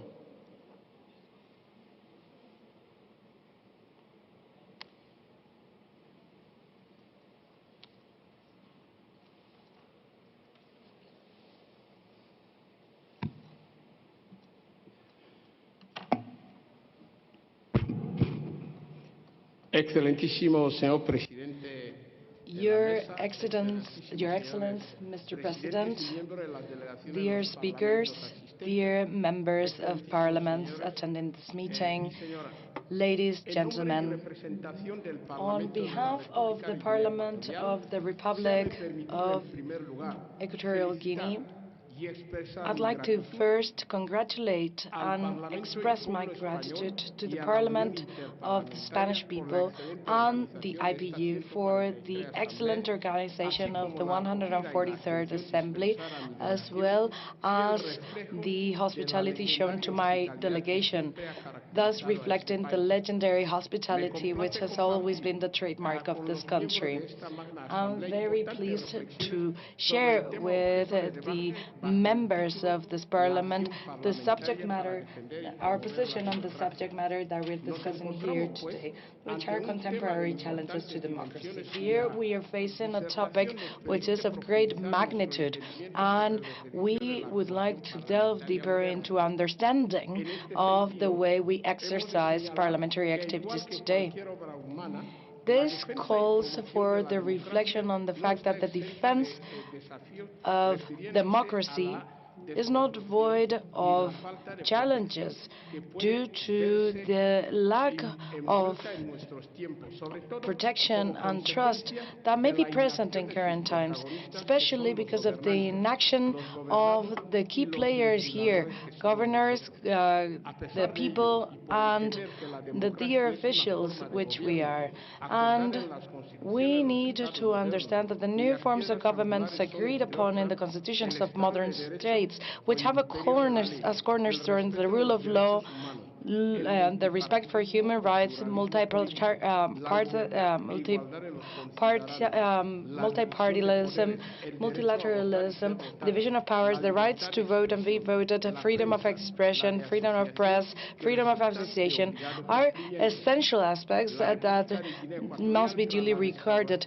Our republic considers the fundamental freedoms, and the heads of state have put that in functioning in 1979 in our constitution, which had as key goal to set up a legal structure after 15 years of dictatorship that left the country and its structures practically dysfunctional. And this has indeed resulted in a participative democracy, which is also portrayed in laws that are essential for our republic, which have been approved by the people in our referendum. Dear delegates, dear representatives of parliaments attending the 143rd Assembly, ladies and gentlemen, I'd like to use this wonderful occasion to inform in this World Parliamentary Forum that our country, the Republic of Equatorial Guinea, irrespective of the health crisis that has been caused by COVID-19, which is scourging the whole world, we have suffered devastating explosions of an ammunition and explosive warehouse of the fast action warehouse in the second capital of the country on the 7th of March last year, taking the toll of many lives, including women, children, and military officials. More than 687 people have been injured, and then there's also been damages caused on several buildings, and the premises have been completely destroyed. And we united forces, and this became a reality because we all became one to face this catastrophe and find solutions. In this unprecedented disaster, unprecedented in the history of our country, I'd like to highlight, just as I would when talking about the COVID-19 pandemic, I'd like to highlight the personal engagement of the Vice President of the Republic, excellent Teodoro Mboro Bengal, during the events, who supported moral and economic support to all people involved and evacuating injured people and people who lost some of their limbs too. So in this process, the Foundation Constanza Mange, which is an NGO in our country, was and continues to be key in the process, providing material support such as clothing, food, and medicines to people who suffered the impact of this disaster and everybody that had problems resulting from this. So we'd like to thank all the friend countries, international organizations, and economic operators for development who engaged with us to help us in this great moment of sadness. So we'd like to thank the government of the Kingdom of Spain, which was immediately present there, to reconstruct, to rebuild the area. The Vice President of the Republic made back in the day a call to the international community so that we could receive help with this project. So we would like to ask this forum to have a multiplying effect and send our request to their governments. And I'd like to finish by briefly informing the Assembly about the fact that since the beginning of the pandemic, the political and technical committees led by the Vice President of the Republic have always been present and have been providing vaccines and medicines for all people suffering disease. Thank you very much. Merci beaucoup. Thank you very much. Our next presenter is from Guinea-Bissau, followed by Uruguay.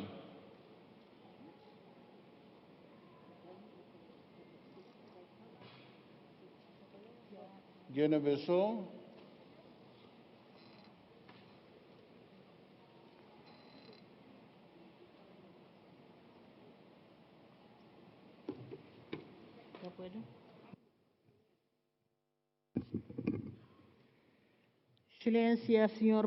Your Excellency, the President of the IPU, speakers, members of the IPU, allow me, on behalf of Your Excellency, the President of the Speaker of Guinea-Bissau, Cipriano Kazama, to greet and thank the Spanish Parliament for the excellent welcome that we had, and for the high performance in organization of our 143rd General Assembly, especially because this was organized during a very peculiar period of pandemic. And it's this pandemic that has forced us to face with another sense of responsibility what nature has always told us, but we stubbornly put aside. It's to our existence in global inclusive society. We can only face successfully the big challenges with the contribution of us all together. Believing obstinately in that we have physical borders only contributes to enlarge our division and certainly gives the conditions for the unsuccess fight against the global challenges. The two great wars have told us, give us the example that what should not be repeated, that the creation of big institutions and preventive mechanisms against other future wars against humanity. From these gigantic decisions was born the United Nations, but also other fundamental tools of international engagements, namely the Universal Declaration of Human Rights, the international conventions, and other tools of common policy for peace, stability, and common living together among peoples in our planet. But despite of all the lessons of history, we still have challenges, and sometimes they come in sort of selfishness. Those who are more powerful, selfish, not to share their comfort. It's the subject that brings us here today is a very good choice, because we are here to alert ourselves, tell us that we should never abandon the spirit of unity, that we should all fight against the problems in the world together, because the problems we are facing, they put in danger the human existence. This means that our strength is to be expressed in different ways, whatever we are. As human beings, characterized by living in society, always trying the satisfaction of its well-being, we cannot ignore the need of our action together in benefit for all, without discrimination of country or region. Social state, just, in peace, respecting the human dignity, with well-being for the citizens, is the aim of democracy.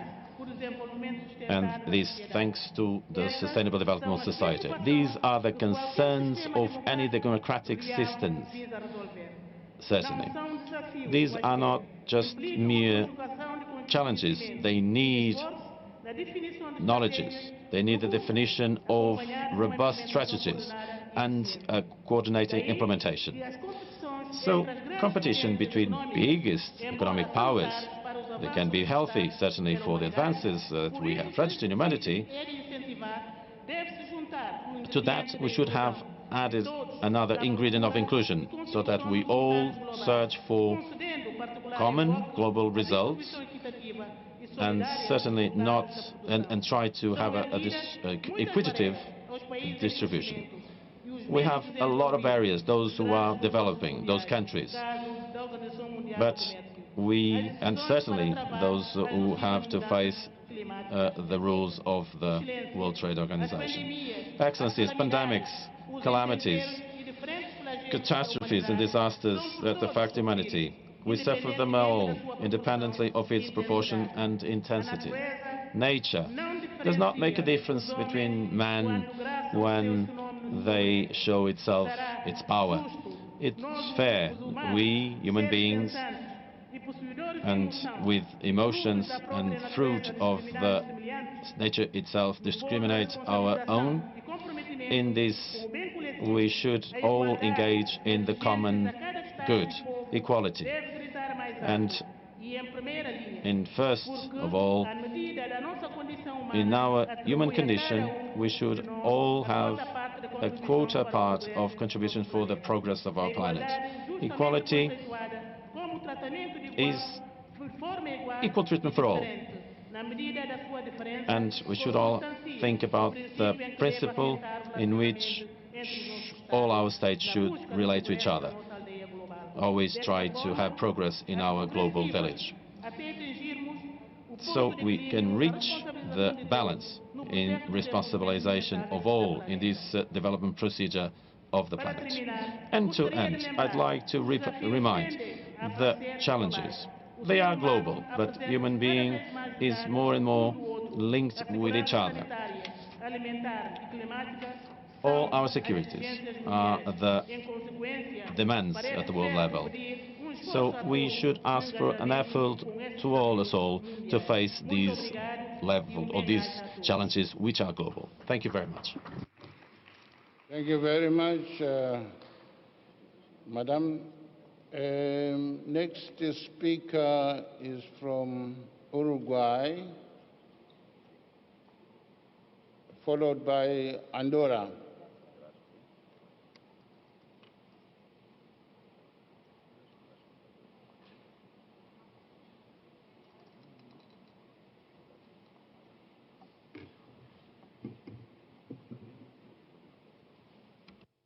Estimadas y estimados colegas parlamentarios, dear MPs, dear colleagues, first and foremost, I'd like to thank the Parliament of Spain and its authorities for the very warm hospitality, and I'd like to congratulate them for the excellent organization of this assembly in record time. I'd also like to congratulate them for having adequately chosen the subject matter for this general discussion, because it allows for the possibility to exchange ideas based on political dialogue and strengthen the spirit of cooperation based on more inclusive societies. I'd like to highlight a series of elements.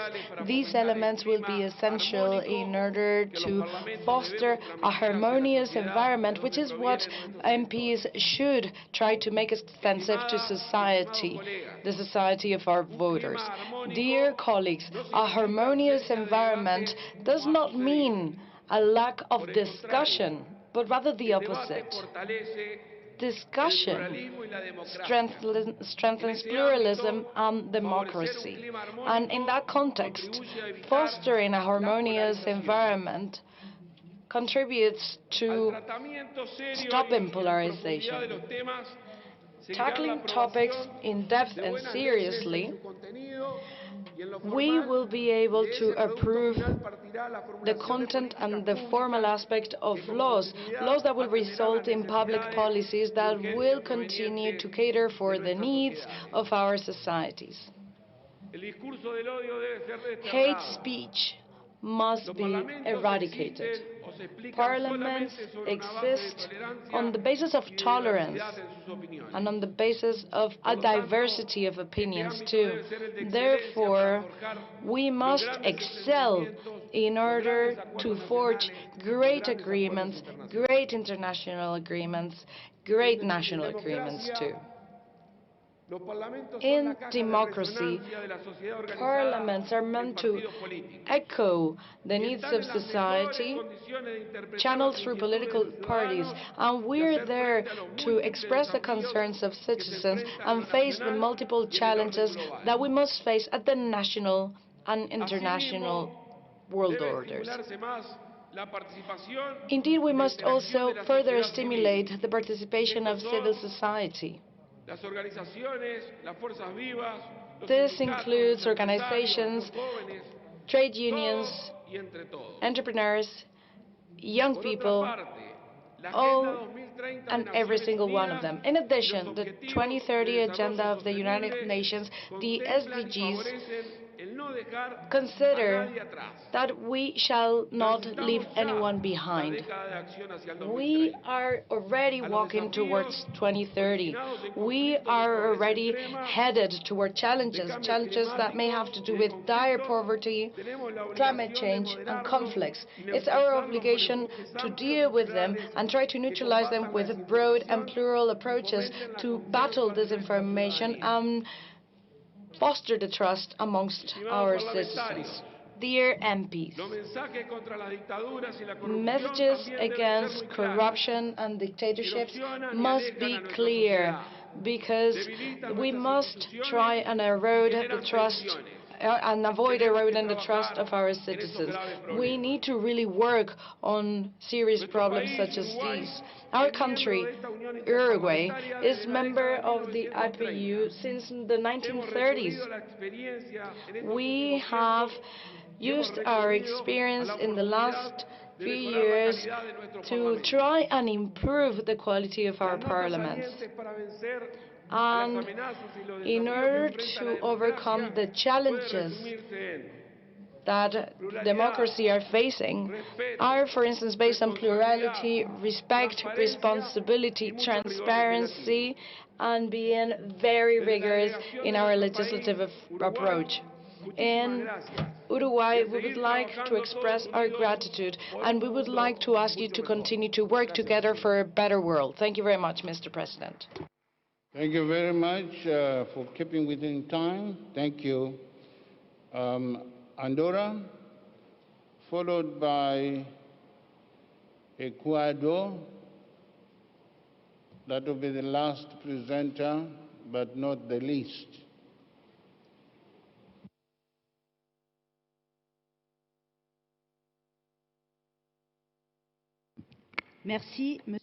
Thank you, Mr. President.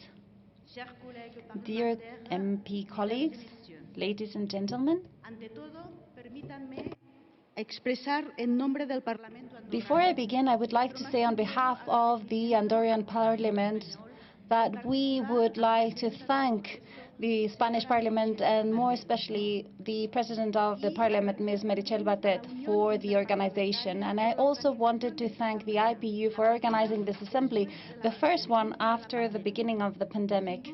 Doubtlessly, it is a great health challenge, but it is above all a great bet for us joining together again in order to foster a debate amongst parliamentarians. This health crisis that was caused by the SARS-CoV-2 virus has surprised us and impacted us, has made us think about our behaviors and our customs, our habits, our relationships with others and with the environment. We need to defend and improve democracy. That entails questioning oneself. And as a consequence, we need to question our policies and mainly political action. Before this crisis started, we were aware of the fact that the citizens felt far from the political arena and the mistrust that many of them felt towards politics. This crisis has made this gap even wider, and we now see that citizens feel left behind, unrepresented, and with feelings that foster the increase of radicalism and populism. These two movements are the ones that erode, weaken, and threaten clearly our democracy. Defend and develop democracy is to give hope back, hope beyond words, hope through specific actions, and to share between institutions at the local, national, and international level. Maybe could we reach a social contract based on rights and duties so that we may together advance and make progress in this complex scenario. We cannot act as though nothing had happened. It is first of all important to assess the impact of this sanitary crisis in all fields.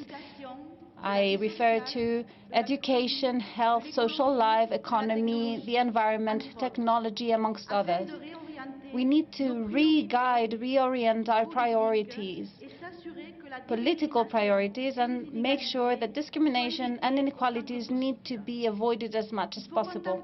We need to consider the possibility of giving a space for people at the heart of political decisions and consider vulnerable groups such as people of advanced age, women, children, amongst others. And I obviously share the conclusions that were reached during the last European conference that took place in Athens last month for European parliaments, where we talked about evolving our way of work and understanding and listening to our citizens to reinforce collaboration between different political parties and stakeholders locally, regionally, nationally, and internationally. And we also have to take into account private agents. We need to promote new models of deliberating, of acting with citizens, so that we can enrich our democracy, our parliamentary democracy, considering that the participation of the young is also important. And now, with regards to the work of international organizations, I have to say that we might have to rethink the way we work.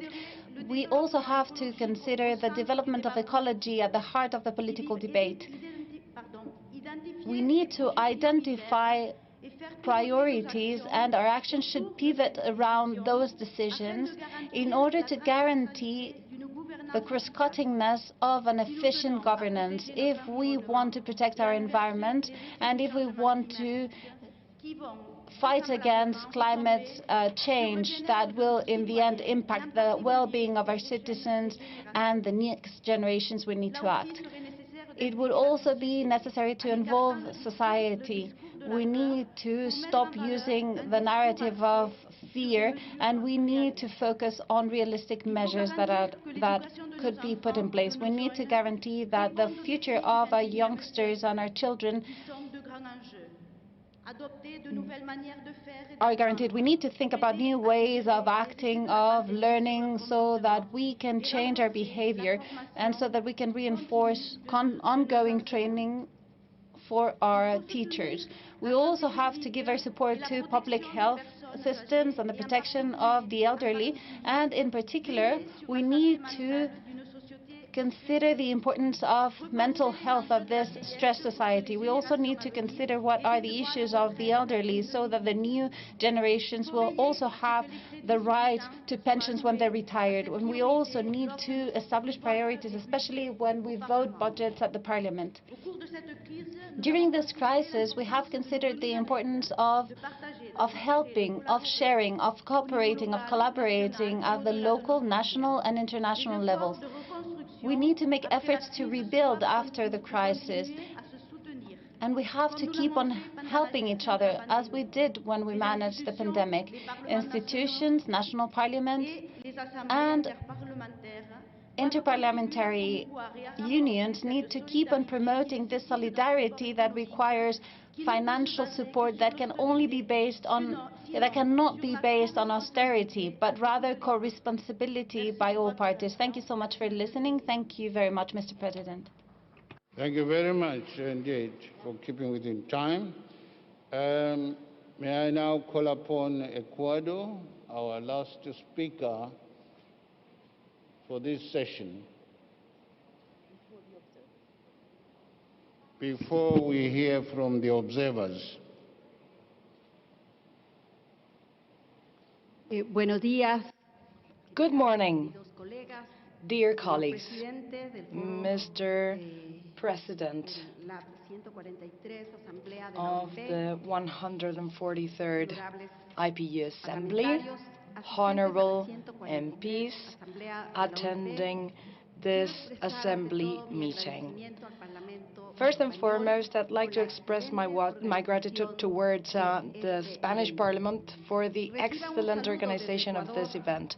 Receive our warm greetings from Ecuador, Latin American country in the middle of the world. I'm here speaking as a woman who has for decades stood for the rights of women. I was the first Ecuadorian woman to chair a political organization at the national level, and until quite recently, I had been the only one. I've managed to make great progress for the rights of women, and I also had the honor of becoming the third assembly member that has received the most votes in Ecuador in the position that I've held for 1 year.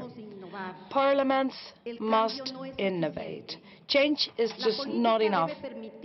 Politics must allow us to overcome divisions, to strengthen dialogue. We must change our mindsets. We must transform realities, resulting in hope and not hate. The last century could be defined as the century of democracies. There were 2 world wars, the fall of communism, where landmarks that accelerated the democratic process. Currently, more than 60% of the world population is organized under the umbrella of some sort of democracy. Unfortunately, only 8% does it in full democracy. This century, the century is the century of democracy, but not many people think that it's actually working. While we try and face COVID-19 collectively at the global level, democracy is at a crossroads. On the one hand, we have an increasingly authoritarian world marked by the use of populist authoritarian practices in democratic regimes. We are endangering the survival of law and democratic governance. On the other hand, there is the emergence of democratic participation of citizens that will only make progress if democracies adapt and revitalize. In our Equatorian Parliament, we are trying to foster reforms, and we actually implemented some of them in 2020. Women are now heading the list in pluripersonal elections for 2025. By 2025, we should account for 50% in elections. We are also trying to have a presidential binomial between men and women so that they can be registered in electoral bodies in our country. We've also introduced sanctions on political violence that incentivates participation, because this violence is exerted on women not because of our proposal, not because of our ideas, but rather because we are women and because of the roles that are present in society. So we have a challenge ahead. Together with new generations, we need to face urgent challenges such as, for instance, climate change. We think that in order to improve representative democracies, we must strengthen our institutions, and there is no institution which is more important than the key representative of institutions. The Ecuadorian President, Rodrigo Borja, said that political parties are the pillar of democracy. There are no democracies without political parties, and these political parties can only actually thrive in democratic regimes. Here we are representatives, mostly members of political organizations. Therefore, we require political parties which are audacious, which are democratic, that push the borders of democratic projects, that actually channel the causes of feminism, environmentalism, the fight against corruption, the strengthening of dialogues and consensus as a priority. Now it's the time to reflect on the lessons learned after the pandemic. We must implement the necessary reforms in order to efficiently comply with what is essential for human dignity. In a world where distances are growing and even face-to-face meetings become even more important, more difficult to do, it's essential that we foster dialogue. That must be our day-to-day objective. This is why I would like to invite you all, honorable colleagues, and everyone who listens to us today. I'd like to foster the creation of parliamentary networks seeking citizen participation. We want this involvement because it's essential to foster that democratic strengthening, which is something that we long for. We hope that our actions in the IPU will do good for democracies across the globe. Thank you very much, ladies, gentlemen, for your kind attention, and good day to all. It has been very appropriate that the last speaker is an honorable lady. Very powerful speech indeed.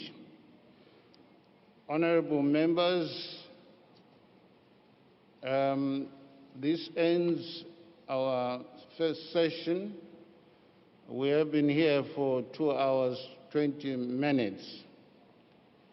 I am sure that the fundamental issues that have been raised by the various speakers will be properly captured by our rapporteurs. And one important message I got from one of the presenters was from Jay O'Reilly from Ireland. Is he still around? Yes, when he said, we work better when we work together. Very powerful message. We work better when we work together. Why are you not clapping hands? This is a very powerful statement. That's why we are here. That's why we are here. That's why we are here.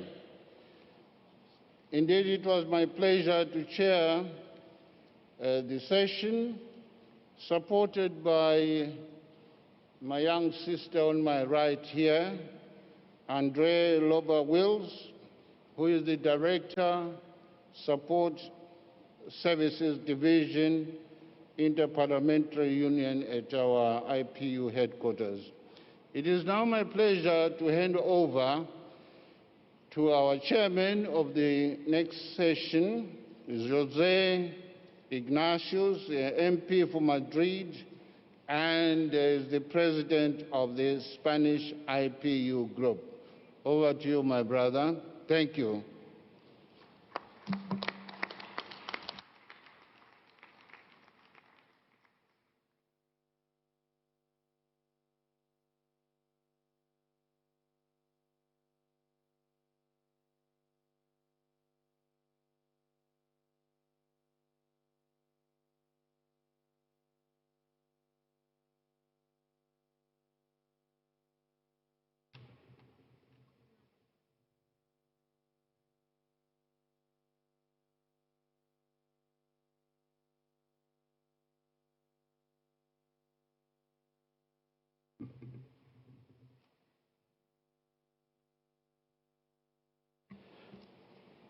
Thank you very much, dear President, because this is a very good chair. And now, ahora comenzamos con And we will now begin with the next round of interventions for the observer members of IPU. So we will first give the floor to the Parliamentary Assembly of the Asian region. And then we will give the floor to the World Forum for the Fight Against AIDS, TB, and palliatism. So there we go. Thank you very much. Assalamu alaikum. Peace be upon you. Bismillahir-Rahmanir-Rahim. In the name of the most compassionate, most merciful.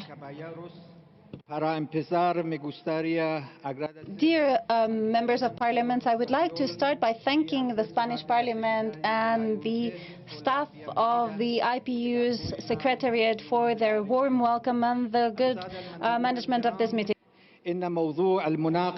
Ladies and gentlemen, so basically, this problem is quite complex, so that's why we need to work in a complex way, and we need to take into consideration all the different elements. So it is very important to see that we need to have personal responsibility facing this problem. We need to make sure that we should not only be based on our own interests when we are fighting for a better democracy. So that's why we have a lot of surveys and studies that show that most of the people want to really give up a little bit of their personal freedoms in order to really make sure that we have fought against this. Dear colleagues, it is important to think about how democracy could be eroded. Is there a way to contain the virus without without limiting the liberties of citizens? We need to let people react, but not in such tragic circumstances. The whole world is currently reacting to this third impact of this virus. Democracy cannot be used as an excuse not to react against this virus. We need to find a balance between the public health and public freedoms. The freedoms of citizens need to be respected, but we need to serve common good. Questions have led to widespread controversies about whether democracies are being sacrificed at the expense of public health. In general, democratic governments seek to be responsive to and take into account their citizens' preferences.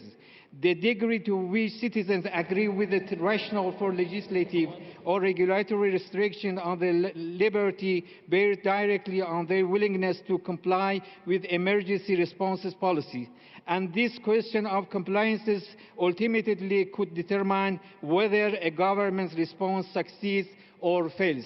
Muchas gracias. Thank you very much. Shukran jazila. Merci beaucoup.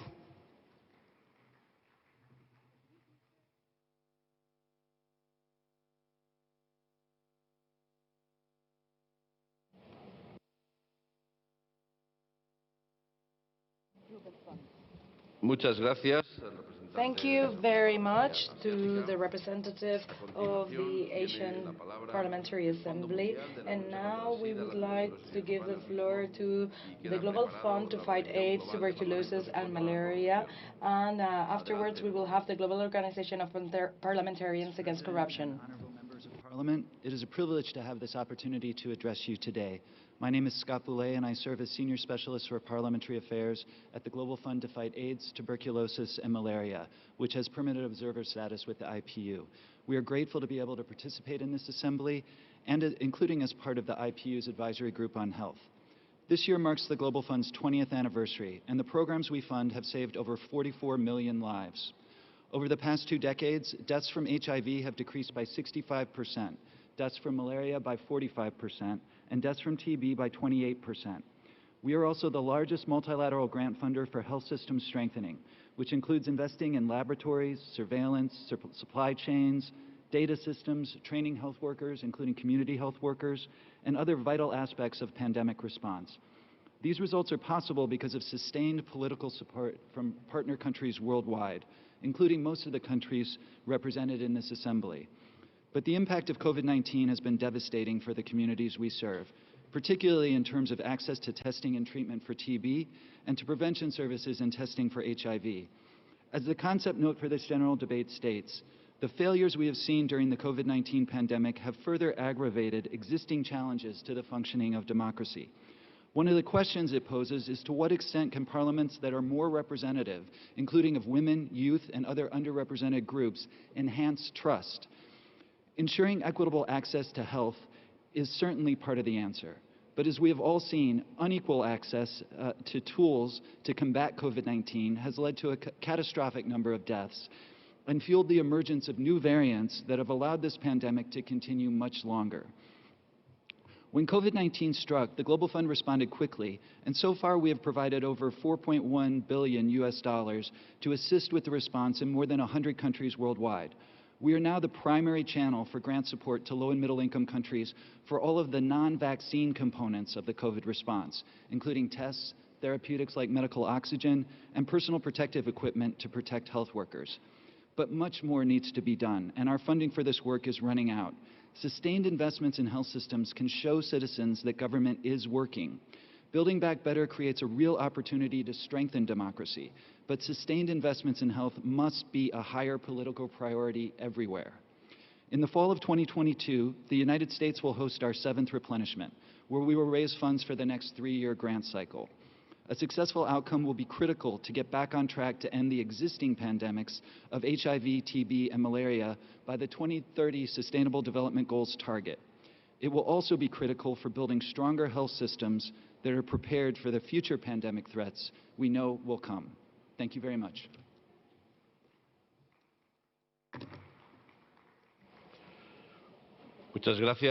Thank you very much to the representative of the Global Fund to Fight AIDS, Tuberculosis and Malaria. Thank you very much for the great job that you do, for the permanent actions performed to support health, to prioritize health policies too, especially at such a difficult moment as the one experienced by humanity amidst this global pandemic. Now we'd like to give the floor to the representative of the Global Organization of Parliamentarians Against Corruption, and please be prepared for the following turn, the Sovereign Order of Malta. Thank you. Assalamualaikum warahmatullahi wabarakatuh. Peace be upon us all. Among numerous contemporary challenges facing our democracy today, severe polarization could be one of the most destructive, as it profoundly damages our institution essential to democracy. Once a society becomes deeply divided, it would be very difficult to heal. Devising remedial actions on such challenge requires a deep understanding on why this problem is so difficult to overcome.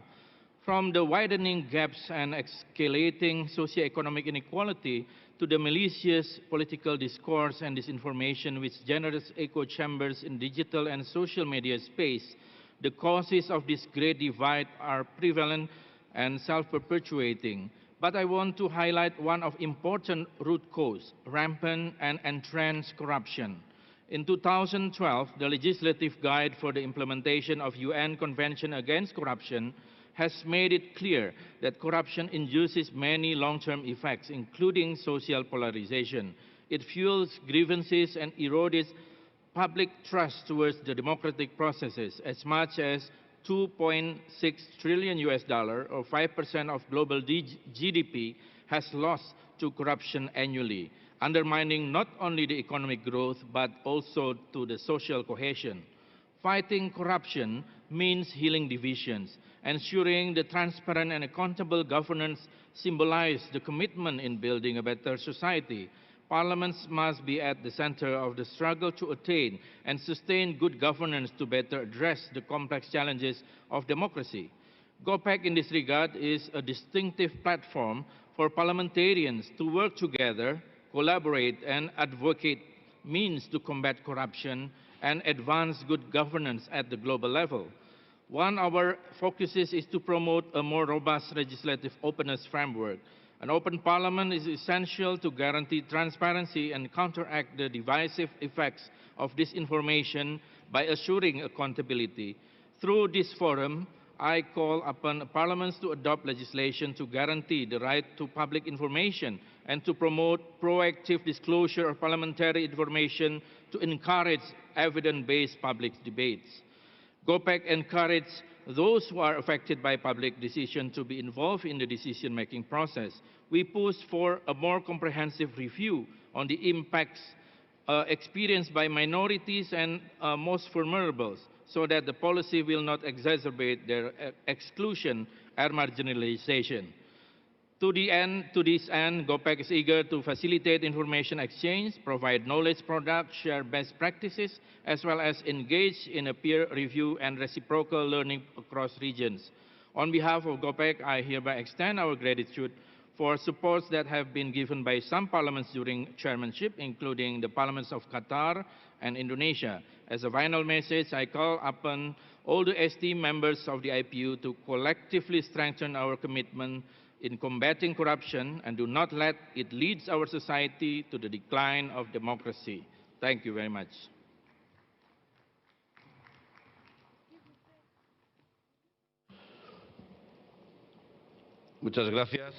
Thank you very much to the representative of the Global Organization of Parliamentarians Against Corruption. Thank you for constantly drawing our attention on corruption and how it erodes democracies.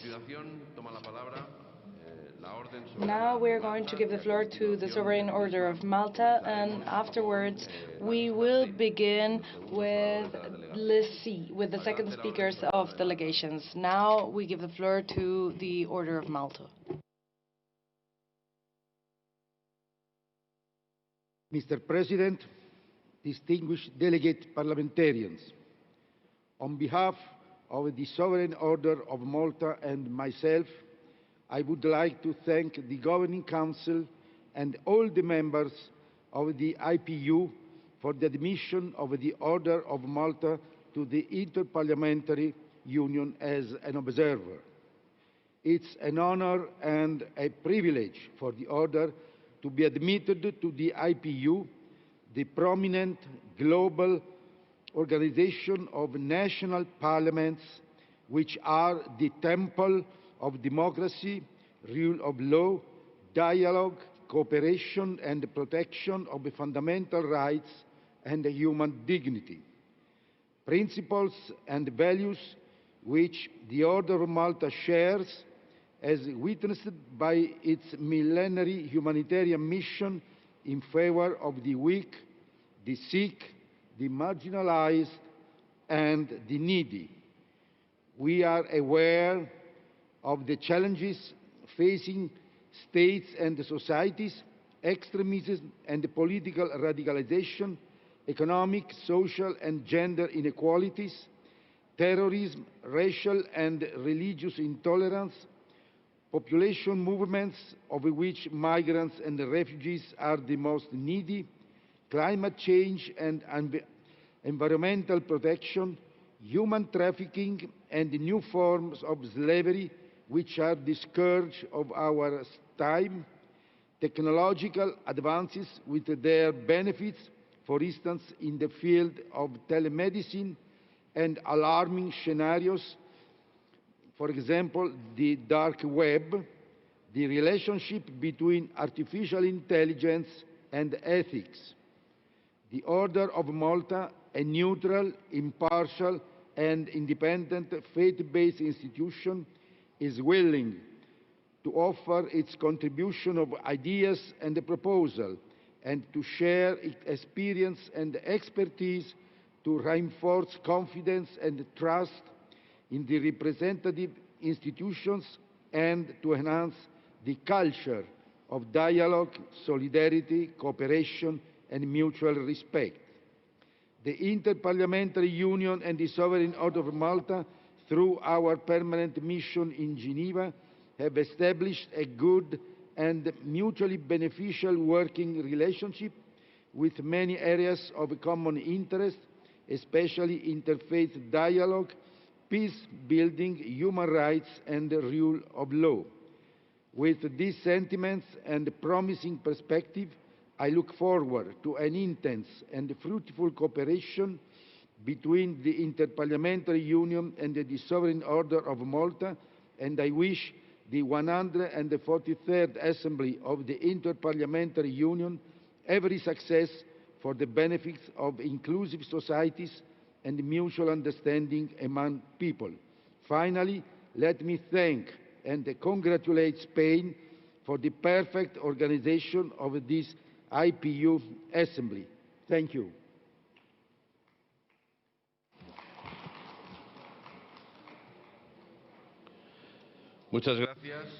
Thank you very much to the representative of the Sovereign Order of Malta for his kind words. We are now going to begin with our seat list.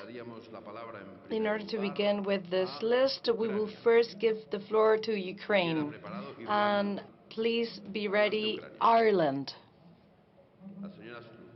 Mr. You have the floor from Ukraine. Honorable colleagues, ladies and gentlemen. I have the privilege to address you here today after listening for the past 2 days to the speeches of members of parliament all over the world. And the words which resonated here the most were crisis of democracy, diversion, populism, disinformation and manipulation of public opinion, dangers of social media. My dear colleague from Great Britain has quoted Sir Winston Churchill on that democracy is the worst form of government, except everything else. But democracy is not there for a good talk. Democracy is there to benefit the people. Democracy is there for the best governance, for their inclusion of everybody, for their voice to be heard, and for their happiness. That is why I'm going to also quote Victor Hugo, "The liberty of one ends where the liberty of another begins." President Lincoln explains that even clearer: my right to swing my fist ends where your nose begins. And I think that the same goes for the countries, fellow ladies and gentlemen. Countries that annex foreign territories, raise their fists to kill citizens, manipulate democracies all over the world, kill their citizens abroad, use the weakest and unprotected ones as means of their own warfare, should be stopped by our common actions. My country, Ukraine, has celebrated our 30 years of independence just this August, with Crimea, our territory, annexed, with 7% of our territories under occupation, with more than 10,000 of Ukrainians killed, 24,000 wounded, and 1.5 million internally displaced persons.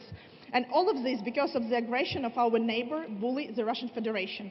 All of us here, and a lot of us here, also know what it is to face hybrid warfare, such as lies, fake news, propaganda, etc., etc. And stopping those should be our common task and our common goal here in the IPU, in so-called World Parliament. Thank you.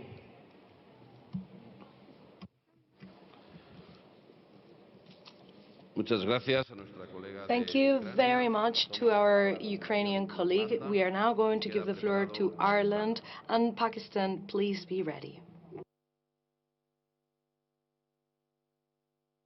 Mr. President, can I first acknowledge the great work of the IPU and our Spanish hosts here this weekend.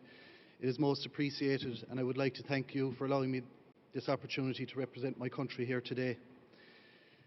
Leston Bandera, a professor of university politics at Leeds, once said that parliaments have come to personify all that is bad about politics, and that parliaments are destined to be unloved. As a new and relatively young parliamentarian, I often feel that this is the case, but it should not be. Discourse, debate, public engagement should be the seed for any flowering democratic state. Yet in my country, I feel much of the public have disengaged from our political system, particularly young people. And I myself ask myself why. Why do the youth of my country feel that government and our political institutions do not represent them? Because if truth be told, we often don't. For too long, our political leaders were oblivious to the main concerns of our young people in areas pertaining to education, housing and, of course, the climate emergency. Young people around the world have led on these issues. In my own country, Ireland, these issues now have the potential to undermine people's confidence in our political system. Despite being a wealthy, developed country, education is now unaffordable for many. Many young professionals cannot afford to purchase their own home and remain unconvinced of our ability or unwillingness to tackle the climate crisis head-on. The government in my country, of which I am a member, are now trying to address these issues. But it takes time. But time often sows impatience and discontent. This discontent often manifests itself online, often fueled by social media and fake news. The only way to challenge these falsehoods is to challenge fake news, stand up to bigotry and agents of discrimination, and to ensure that social media companies are held responsible for the content that they share on their platforms. My country is renowned the world over for its education system. Historically, we were called the land of saints and scholars. We preserved knowledge in Western Europe during the Dark Ages. Many of you who I have met this weekend here have come to my country to further their education, and I hope many others will continue to do so in the future. Education is our key weapon in our arsenal to combat disinformation and disengagement. In Ireland, all students study civic and political education. This is to help inform them of their role in the world, how they can have their voice heard, and how they as citizens have responsibilities in ensuring our democracy continues to be participatory and transparent. And finally, Mr. President, can I just say I would like to echo the sentiments of the head of my delegation earlier and call for the United States to re-engage with the IPU. And the whole theme of this conference this weekend is about building bridges and building communities, and I think that that is best served by all countries here coming, attending and participating in this wonderful engagement. Finally, can I just say this engagement and participation was best exemplified in our own assembly here on Saturday, when 5 emergency motions became one through dialogue, communication and respectful agreement. What was achieved here this weekend can be replicated elsewhere. Thank you.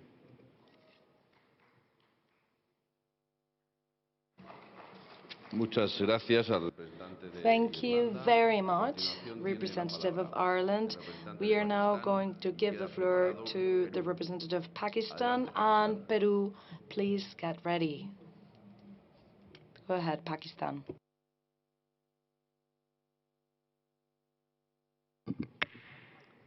Bismillah ar-Rahman ar-Rahim. Thank you, Mr. President, for giving me the floor. My fellow parliamentarians, excellencies, ladies and gentlemen, even though it exists in various forms, democracy ensures diversity and inclusiveness. And it is assuring to note that over the past decades, democracy has been taking roots the world over. It is also a matter of great pride for me to highlight the efforts Pakistan has made towards enhancement of democracy. Pakistan has seen its ups and downs, but has persisted, and today democracy continues to evolve 7 decades on despite many hurdles and disruptions. It is today one of the largest democracies in the Muslim world. But our work is not finished. Democracy and democratic values require constant attention and efforts. It is a never-ending journey, and so are the challenges it faces. It is only through combined efforts that we can beat anti-democratic forces. We have to realize that polarization or contrasting ideas do not always threaten democracy, but we must take caution not to curb healthy freedom of expression and opinion, as diverse as it may be. We must ensure that everyone has a voice and everyone is heard. If we fail at this, we will fail democracy. We must also acknowledge the fact that economic inequalities are a major cause of friction and extremism. These inequalities eventually lead to mistrust, conflict, and low confidence. This is where the role of Parliament and its members become more prominent. It is here that we must play a role in promoting cohesion, understanding, and compromise. This is also where we must strive to ensure that the gap between rich and poor is narrow as possible. The role of a free media to democracy cannot be overlooked at any cost. However, it is important to strike a balance where media and media personnel promote national cohesion rather than creating divides. A free media must be one which encourages tolerance for others and one which can play a positive role in progress of democracy. Another area of focus is transparency and free and fair elections. Free elections, those which enjoy confidence of people, are an essential ingredient that must be prioritized at all costs. Transparency in institutions and overall governance adds immense value to positive democratic evolution. Both role of judiciary as an organ of state is also extremely important. Citizens must have access to speedy justice, regardless of social or political status. Most problems arise because of lack of trust in justice systems around the world. They must at all costs remain impartial and free from any direct or indirect influences. Democracy cannot take root until and unless combined concerted efforts are taken. Global village we live in today is extremely interconnected, and weak democracy in one country will pose a threat to its neighbors and beyond. This is where forums such as IPU are so important. It is here that we must decide to collectively promote democracy and democratic norms and battle anti-democratic forces in all forms. Only together we can turn this village into a global democracy. And in the end, I would say that the worst democracy is better than the best dictatorship. Thank you.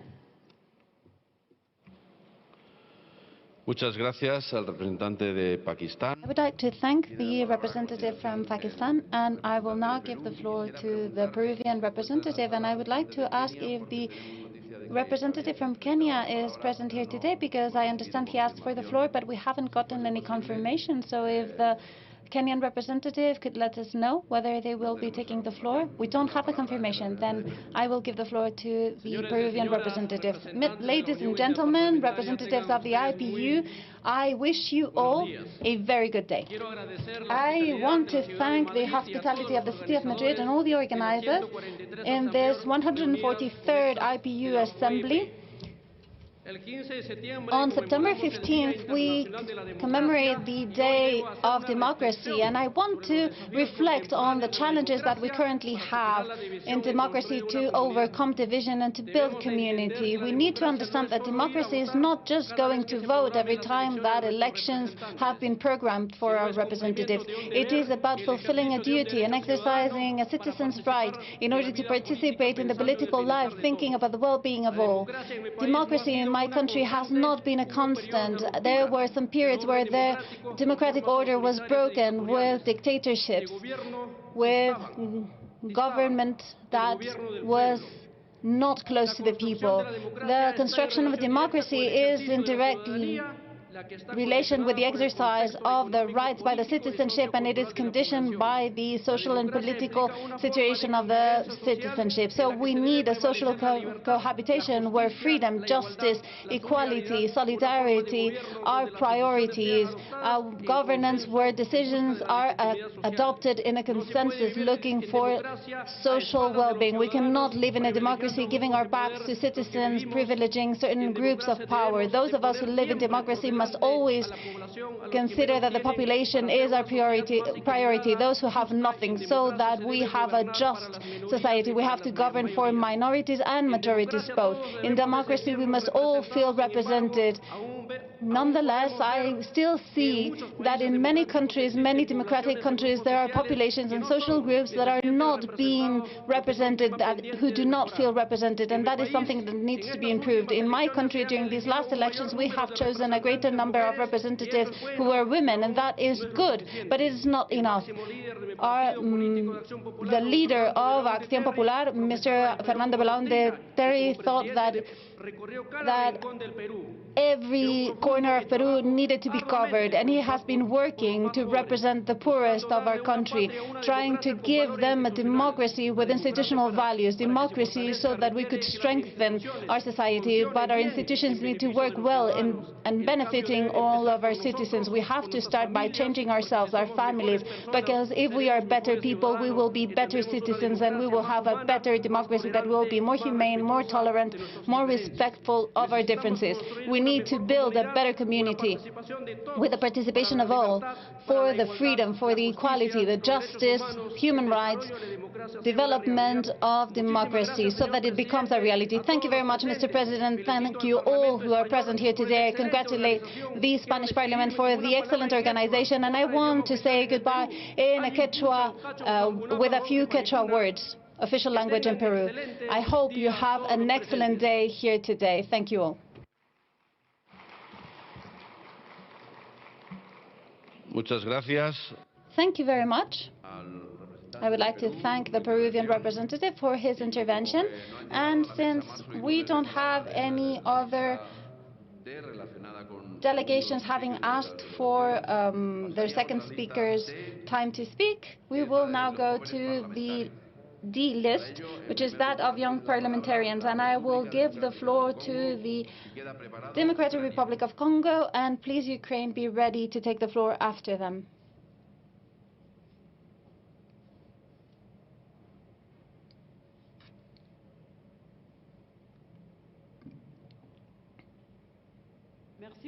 Thank you so much. Thank you for giving us the floor, Mr. President. I would like, first of all, to congratulate and thank the IPU for the importance that has been given to the youth and the young parliamentarians. The general debate today, which deals with overcoming divisions and reinforcing cohesion in order to be able to face the challenges against democracy, gives us a platform to exchange points of view, always considering that what's important is to unite parliamentarian action so that we can find respect of democracy in the world over. In order to face this trust crisis that we have, our political parties have to fight against this growing polarization and the propagation of disinformation in social networks. We, parliaments of the world over, have to pass the necessary laws and enforce them to solve this problem. We have the power of controlling our governments, and we have to be watchful so that the laws are enforced as they should be. We have the power to change the situation. Social cohesion is of a capital importance for all of us and all our countries. We see a multiplication of conflict areas that is threatening the respect of diversity, inclusion, and human rights. These problems are the source of strong worries in my country, in the Democratic Republic of Congo, as it is in many other countries the world over. As for young parliamentarians, we all are for the Yes campaign. I say yes for young people in parliaments, and we ask for the IPU to really invest in the training of young parliamentarians. We believe that it is a strategic issue in order to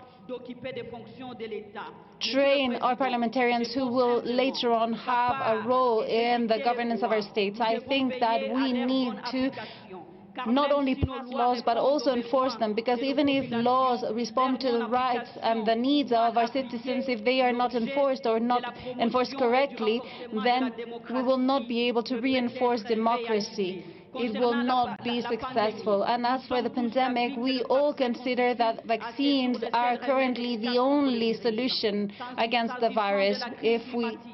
And with regards to climate change, the tropical forest of the Democratic Republic of Congo occupies most of the Congo basin, and it is the greatest source for CO2 to be captured. And my country represents one of the 3 greatest forests in the world. Our country is a solution country, a great reservoir for biodiversity. We have an important role, a determinant role with regards to the reduction of climate change for the environment to survive. And in conclusion, I would like to say that we have a financial obligation. The engagements that were made in the framework of the Paris Agreement with regards to my country that has been facing the activities of armed groups that are attacking our forests, that are making our provinces in the north to find themselves in a very difficult position. They are savagely killing the populations and that are stealing the mining products and agricultural products of the area. That has to stop. It needs to stop. Other countries cannot keep on developing themselves at the price of our blood, the blood of the Congolese citizens. Our country is still being in a situation of misery. We need all international institutions to understand that they have a role. They have to work together with the Democratic Republic of Congo, and you need to stop this blood from flowing daily, and you need to help us stabilize ourselves from a political standpoint. You need to help us, and the international powers have to stop trying to divide Congolese citizens for their selfish interests, because that will not help develop our country. You need to help us and let us no longer be dependent. Thank you so much for the time that was given to me. Thank you so much to the representative of the Democratic Republic of Congo. I will now give the floor to the Ukraine, and please, Finland, be ready to take the floor later on.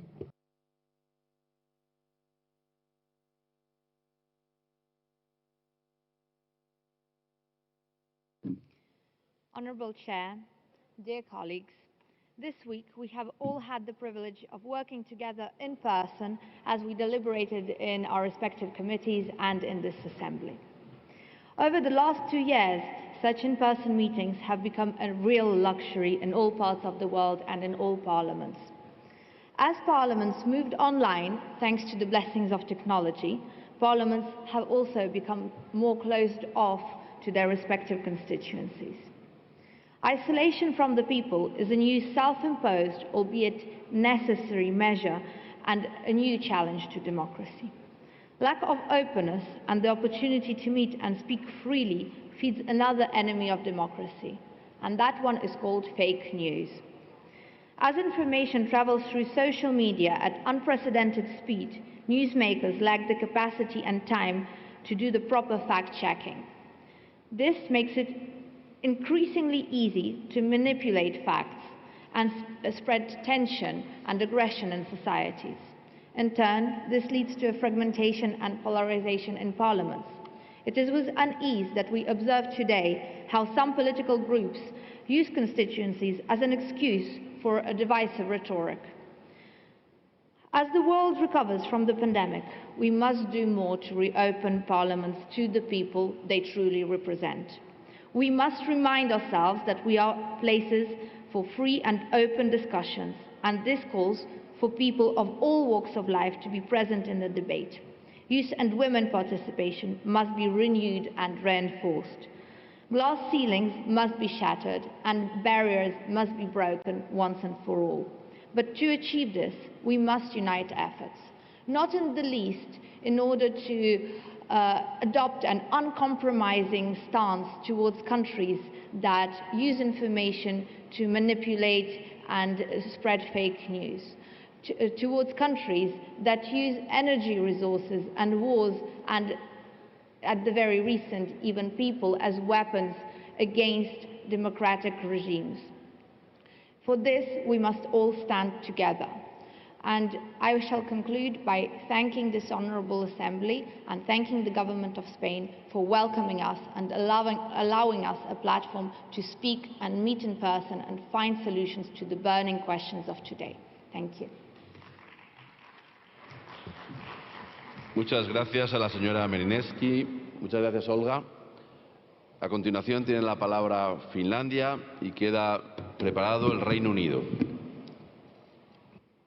Thank you so much for your words. We will now give the floor to Finland, and please, UK, be ready. Dear colleagues, a few days ago, IDEA launched the latest edition of its highly appreciated report called The Global State of Democracy. It had an unpleasant message that we would not wish to hear. The world is becoming more authoritarian. For the 5th year in a row, we have more countries that are moving away from democracy than there are countries moving towards democracy. 70% of the world's population live in countries that are democratically backsliding, or even worse, are non-democratic. A few decades ago, in the era of optimism, right after the Cold War, many made a false assumption that countries would automatically adopt democracy. By now, we all know how much it requires work, and still the results are uncertain. By now, we should also know that even in democratic countries, democracy is not immune to the acts of non-democratic actors. We are facing an increasing number of threats caused by authoritarian states. They are protecting their power globally, and not least in countries where the concept of democracy is still fragile. We are also facing reckless acts of authoritarian regimes, such as Lukashenko's use of force in Europe, where our own structures are used against us to cause instability. Some players are not following the same rule book as we are, and they are trying to make sure that even fewer would do so. They are not afraid to use different forms of power to achieve their goals. There is an ongoing battle where our values are constantly being challenged. Some wish that we would stay inactive and silent, but we must do just the opposite. Thank you. Muchas gracias, Finlandia. Tiene la palabra el Reino Unido y a continuación... Thank you so much, Finland. We will now give the floor to the United Kingdom, and then we will give the floor to Kenya. No, Reino Unido, UK.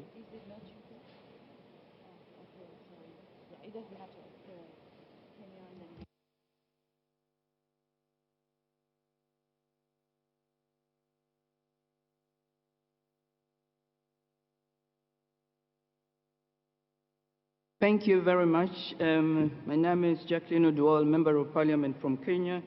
I want to thank the Government of Spain and IPU as I make this remark, considering the topic of proposals on how political systems and parliamentarians can promote a culture of cooperation.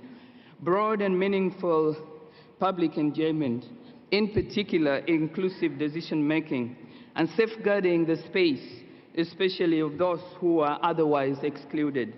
I want to remember that in 1995, as I was in Beijing, the question that was raised, with what difference do women come into leadership? The question was raised, how are we going to ensure that we, in terms of how we include all those who would be seen to be representative, will include those groups that would otherwise not be presented. In the time that I have today, I really want to emphasize that we want to socially and politically include and ensure equal opportunity and protection of all. In Kenya, in Parliament, in the political parties, in all other hierarchies of decision-making, the women continue to be looking out from outside and not to be represented within. I thank the IPU as we see that as we look at the manner in which we will make democracy work, we will deal with ethnicity, which is negative, that keeps women out. We will address corruption, because if we do not deal with systematic corruption, we are going to have fake news making women victims in cyber and other areas. And we will deal with weak institutions so that we can indeed ensure that women are able, as well as other groups, to be those that would be indicating. My submission, Parliament as a mediating institution between government and society will need to take into account the voice of women. Political parties will need to ensure that women who indeed are substantial and who have something to offer have to say it. And women themselves would need to define very clearly the difference with regards to the manner that when they arise to leadership, there is indeed a marked difference. There are areas, when we look at water, when we look at health, the voice of those who are not felt will be heard. I want to thank the IPU, and I truly want to say that the diversity that is represented in our communities, Parliament has the mandate, Parliament can engage, and Parliament should indeed, in terms of how it is operating, ensure that there is the right to responsibility to provide leadership, that there is indeed neutral engagement, and indeed the systems, particularly of public funding expenditure, is done in ways that are accountable, and that the voices of those who otherwise would not be heard are heard, because democracy is government for the people, with the people, and women indeed are people. I thank you, and I indeed would like to see that many years after Beijing, women, with what difference are we coming into leadership? With what difference are we going to make a difference? And I thank you, IPU, because we are saying yes to the youth, we are saying yes to the women, we are saying yes to democracy. Thank you very much.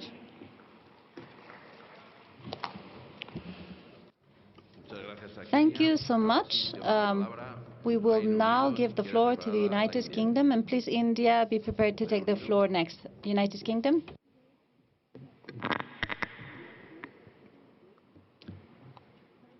Honourable Chair and colleagues, it is a privilege to be here amongst so many parliamentarians from all over the world.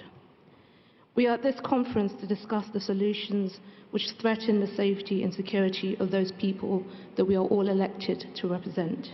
For example, the Standing Committee on Democracy and Human Rights discussed legislative methods of combating online child safety, sexual exploitation and abuse. Similarly, the Standing Committee on Sustainable Development discussed the grave threats that the climate emergency poses, especially through increased instances of famine and crop failures. Now, in my own city of Coventry in the United Kingdom, we care deeply about combating climate change and having communicated our desires to take radical action to make change now.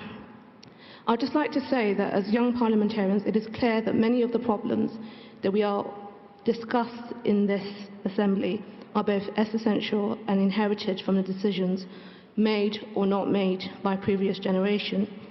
While they have certainly grown in our lifetimes, they did not originate from us and our generation. However, the beauty and the benefits of a parliamentarian system is that although our institutions may be historic and issues we discuss long-standing, our systems of government is grounded in the here and now. As new decision makers, we are always being elected to forge new paths and new ideas. The work that we do is not only defined by the past, but is constantly shaped by its current office holders, their ideals and their relationship with those that they represent. As young members of Parliament in a position to make positive change, let us continue to shape our own democracies with optimism, with energy, and with innovation, creating a better world and legacy for the generations that will come after us in areas such as climate change, diversity, and gender inequality. Chair, I would just like to end by saying that it has been an absolute privilege to attend my first IPU conference and to speak on many of the issues that are so important to all our various countries, and it has been an honor to play my part in this invaluable discussion. Thank you. Muchas gracias. Thank you very much, representative of the United Kingdom. Now we're going to give the floor to India. Ireland, please be prepared. Thank you. Honorable Chairperson, distinguished delegates, ladies and gentlemen, I'm Dr. Sasmit Patra from the Parliament of India. With more than 356 million people in the age group of 10 to 24 years, India has the world's largest youth population. Our economy is one of the fastest growing in the world, and youth have a significant role in it. They are the driving force behind this change. As the beacon of hope and aspiration for every nation, it is important to ensure that youth participate in politics at various levels, from the grassroots to the national stage. Their involvement in the political process and in decision-making helps in inculcating social responsibility, making them a part of conscious citizenry. Youth in India are duly encouraged to participate in politics at both the local and the national levels. The Constitution of India provides for adult franchise irrespective of class, caste, gender and religion to all citizens from the age of 18.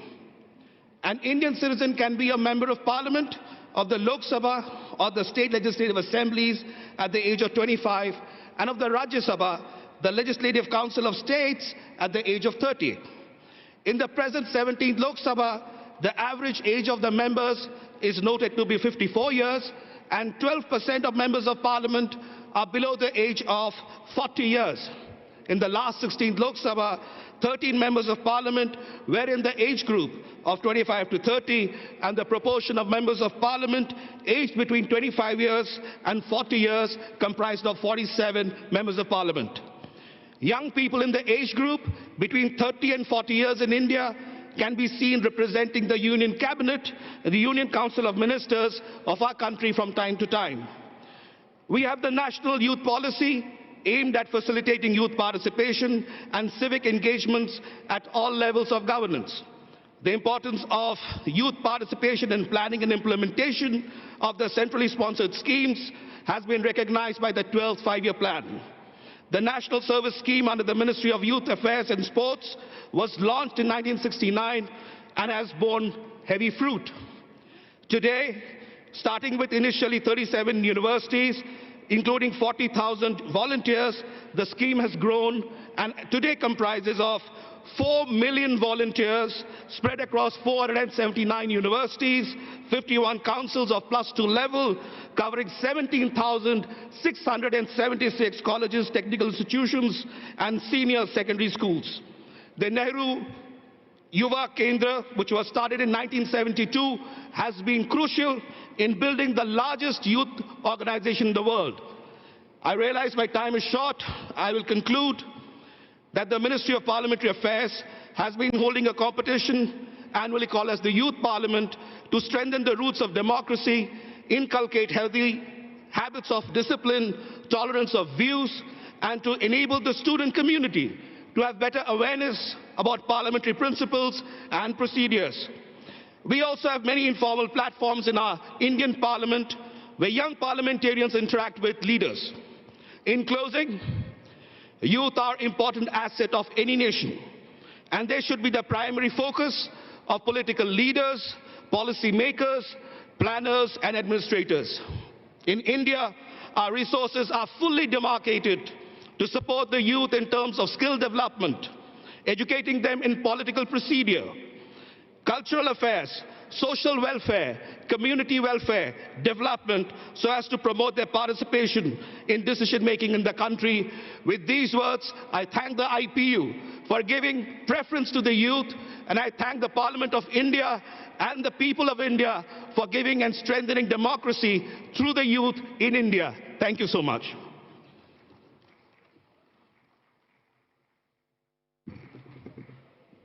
Muchas gracias. Thank you very much, dear colleague from India. Now we give the floor to Ireland. Iran, be prepared to be the next speaker. Is more an honor go me a vet an seo agus lauert ó Swargor. Friends, I am delighted to be here attending my very first Inter-Parliamentary Union Assembly as a member of Sinn Féin, the largest opposition party in the Irish Parliament. I'm also honoured to have met the Palestinian delegation here today and give all my solidarity to the Palestinian people. The democratic rights of the Palestinian people continue to be completely destroyed. There are many challenges to democracy. Economic inequality has led to political inequality, with many communities feeling disenfranchised as they see the big influence of big money in politics and the continued revolving door between governments and vested interests. We must empower these communities again and put the voice of ordinary people front and centre to government policy, and finally shut the door on lobbying by big corporations and vested interests. We can no longer ignore this political reality. A stark example of this is the refusal to provide the patents for the vaccine to the developing world. And while the Cuban people have sent medical teams across the world, rather than being applauded, they are crippled by sanctions. As long as this virus is not contained in the developing world, the virus will continue to mutate and injure our ability to fight this pandemic on a global scale. We must end the hierarchy and ensure access to all to the vaccine. We must be led by science and by solidarity. We cannot continue to allow profits of private corporations to be put before the needs of our people. If this is a public pandemic, then vaccines must be a public good. Gurmagi.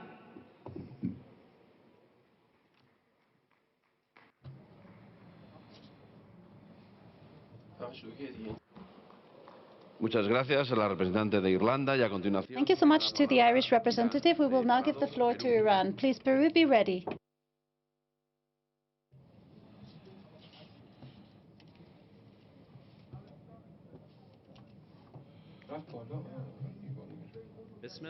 In the name of God, the most beneficent, the most merciful, Mr.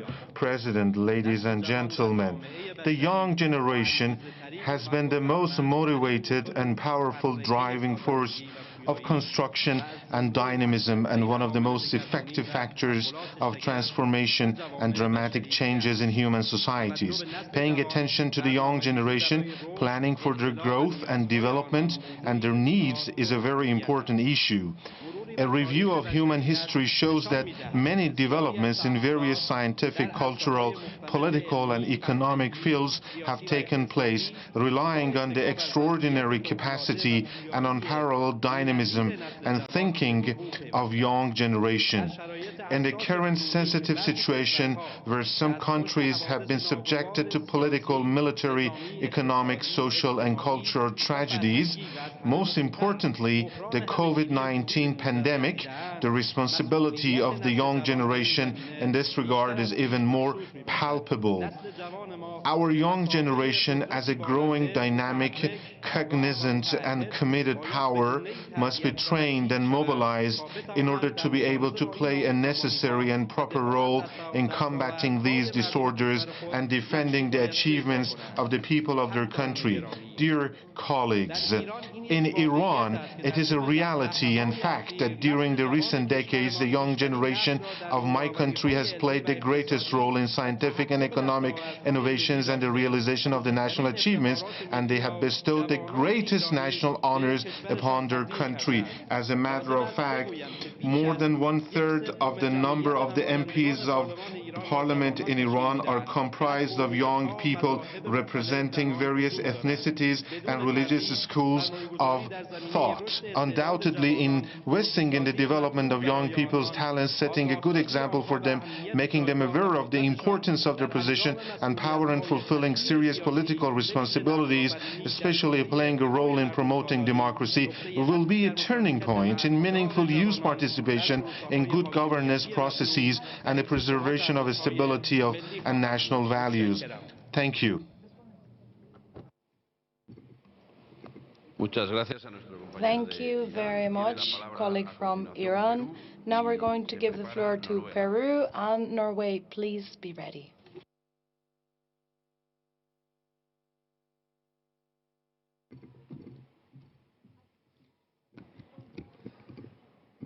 Muy buenas tardes a los representantes Good afternoon to the representatives of the IPU and our brother country of Spain for organizing this event.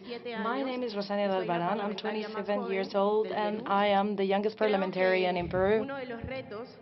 I think that one of the challenges that we've always had is to be able to take a public office.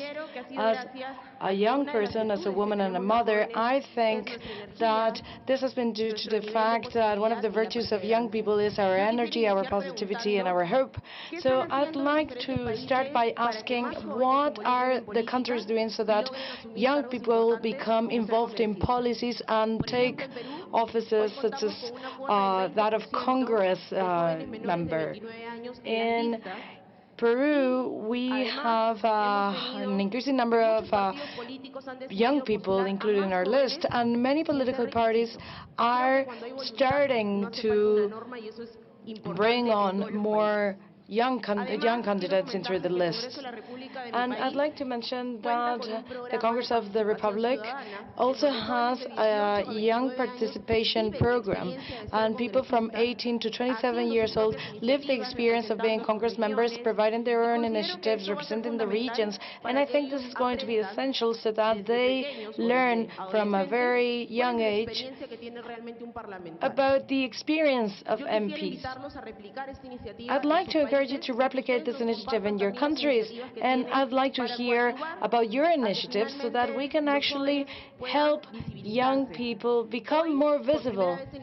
Today, for the first time in Peru's history, we have created a desk for young parliamentarians. We're there without any political labors, proposing initiatives for young people to actively participate and to also vindicate our rights. I'd like to finish by saying that young people are not your competitors, we are your allies, and I'd like to encourage you to also say yes to youth in parliaments. Thank you very much. Thank you so much to the representative from Peru, and we will now give the floor to Norway. And after Norway, it will be Kenya's turn. Mr. Speaker, colleagues, friends from around the world, first thank you, Madrid, for hosting this great assembly, the 143rd Assembly of the Inter-Parliamentary Union. Since 1889, this organization has existed to build bridges, not walls, between our great countries. Because some problems cannot be solved by one nation alone. For instance, we all have to work together to fight this COVID-19 pandemic and slow down climate changes. And there is no quick fix to these challenges. Some people even say that Norwegian climate policies is like a fart in China. A joke, of course, but I say to them, no one can do everything, but everyone can do something. So let's do something. Ladies and gentlemen, we represent 179 nations around the world. What we say and do means something. It matters. As one of the youngest MPs in this assembly, I would like the IPU to focus on strengthening democracy, especially women democracy and youth democracy. The latter was something we talked about in the Forum of Young Parliamentarians earlier in this assembly. Because half of the world's population is under 30 years old, while only 2.6% of the parliamentarians are of the same age. It's fundamental that people, regardless of age, gender, religion, race, can participate in democratic processes. Therefore, I urge my dear friends in this assembly to secure this human right and listen to the silent voices. Stand up against oppression and for democracy. Mr. Speaker, thank you for giving me this floor. Thank you, my dear friends. Muchas gracias, mi amigos.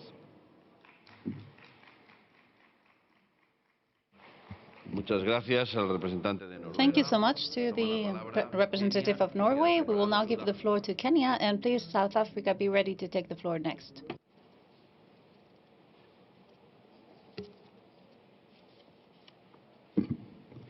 Thank you very much. I'm greatly honored to be speaking on the topic of the challenges to democracy in overcoming division and building community. Honorable members, we are the people in parliaments today. We are the people for a time such as this. On the present theme of this assembly, from where we sit in Kenya, we have identified political instability, corruption, and poor governance structures, limited responsiveness and representation, climate change, and information overload as real challenges to democracy today. Dwelling just for a moment on that last challenge that is mostly fueled by technology, and even more so by social media and digital platforms, let me declare that democracy, a concept that is over 2,500 years old, today faces real challenges of distorted truths, ambiguous and fuzzy moral and ethical positions, and fake news, all which are circulated, perpetrated, and broadcast across the globe at the speed of light, every waking minute, 24 hours a day, posing a great challenge to unity of purpose, making it difficult to even coalesce and build on positions of goodwill in parliamentary democracies. Allow me to associate myself with the words of a great Pan-Africanist in the name of Frantz Fanon, who once said that every generation must, out of relative obscurity, discover its mission and decide either to fulfill it or to forfeit it. As I said, we are the people in parliaments today. If our mission be to overcome these challenges, then parliaments must decide to fulfill this mission. We are the people that democracy is depending on to overcome these listed challenges. We inherited democracy from our forebearers. Let us protect democracy boldly and, very importantly, innovatively, so that we can bequeath this beautiful system to the future generations. Let us decisively save democracy, jealously guard it, defend it, and keep it alive at least for another 2,500 years. Let us secure the future of democracy. Thank you very much. Thank you very much, representative of Kenya. We are now going to hear South Africa, and Austria will follow.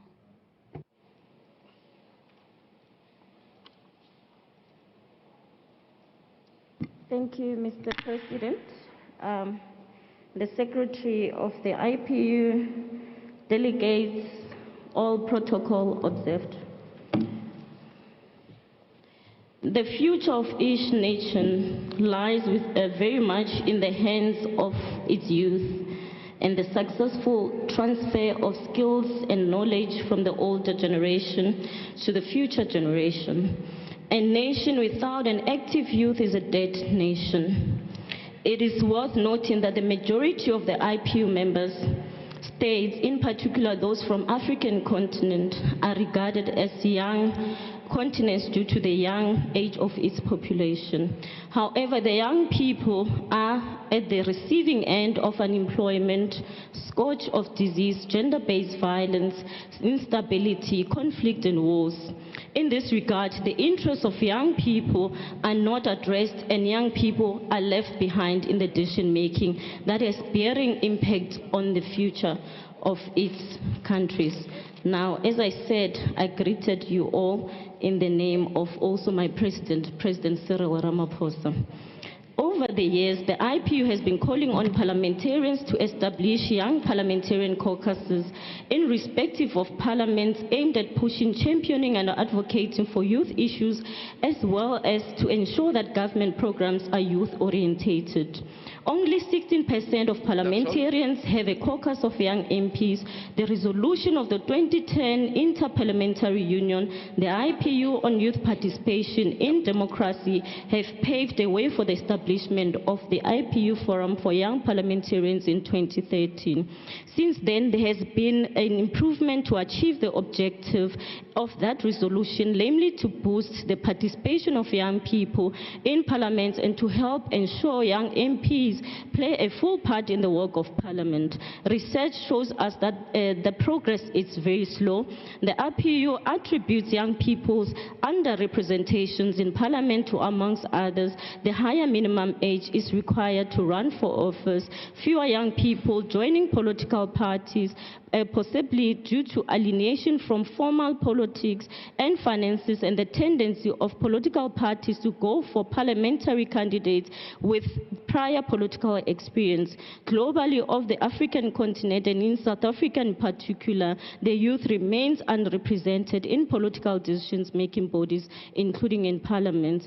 The solution, therefore, that we propose is to ensure the voice of young MPs from around the world is heard in global decision-making.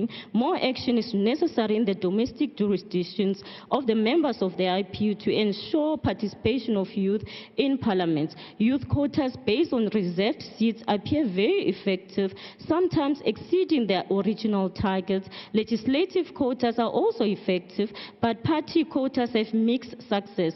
Only 4 countries, Rwanda, Morocco, Kenya, and Uganda, have reserved seats for youth representatives. Now, in South Africa, we don't have constitutional or legislated youth quotas. In terms of the Constitution of 1996, any person who's qualified to vote during the national elections is eligible to be a member of parliament. The responsibility lies with the respective political parties to nominate young people to parliament. More is required because the youth remains underrepresented in membership of the 2 chambers of parliament as well as chairing of committees. Now, South African Parliament is putting measures in place to ensure that a young parliamentarians, caucuses and other mechanisms to ensure improved representative of youth by the parliament. My Madam Speaker says yes to the youth in parliament. And my Ms. Lucas in the NCOP, including Mr. Ntombela, we say yes to the youth in parliament. Thank you so much. Muchas gracias. Thank you so much to the representative from Kenya. Let us give the floor to South Africa. No, I'm sorry, Austria. And after Austria, we will give the floor to Afghanistan. Dear Mr. President, dear colleagues, this is my first time being at an IPU meeting. As a new delegate, it's not always easy to find your way around at international conferences. You know that maybe. And therefore, I'm glad that the IPU implement the Forum for Young Parliamentarians. It helps new and young people to build a network between young politicians all over the world and exchange ideas how politics should be shaped from a young perspective. I'm glad to be here and having an opportunity to meet you all in person, especially under the situation we have at the moment with the COVID-19 pandemic. The COVID-19 pandemic changed a lot. Taking measures to fight COVID-19, for example, vaccines, the use of face masks, testings, rules for the workplace, and so on, are all important decisions. But taking these measures into action also increases polarization. Polarization with our population. How do we as politicians enter into a dialogue when there is nobody listening or believing what you say, when your message is not heard, because people are so angry and frustrated with the situation at the moment? I personally think we have to try hard to show the people that we can make a difference, that we as politicians can turn things around and that we care every single day. And let's not forget that the COVID-19 pandemic is not the only crisis we have going on at the moment. Even if the pandemic pushes it a bit to the background, we still face a massive climate crisis. And that's a crisis that becomes harder to fight with every passing day, and we do not have a simple cure like a vaccine we can use. There is no planet B. We have to act now because the consequences of the climate emergency start to show. In Austria, we start a new innovative project like to establishment an international or national climate assembly where 100 randomly but representative chosen people get the chance to help to shape the Austrian climate protest on politics. I asked before how we can improve on dialogue and how does political discourse have to change to bring hope, no hate. I think projects like that can help us with that. Projects like that can include the population at the grassroots level and can show that we can make a difference together. Thank you. Muchas gracias. Thank you so much. I would like to thank our colleague from Austria, and I will now give the floor to Afghanistan.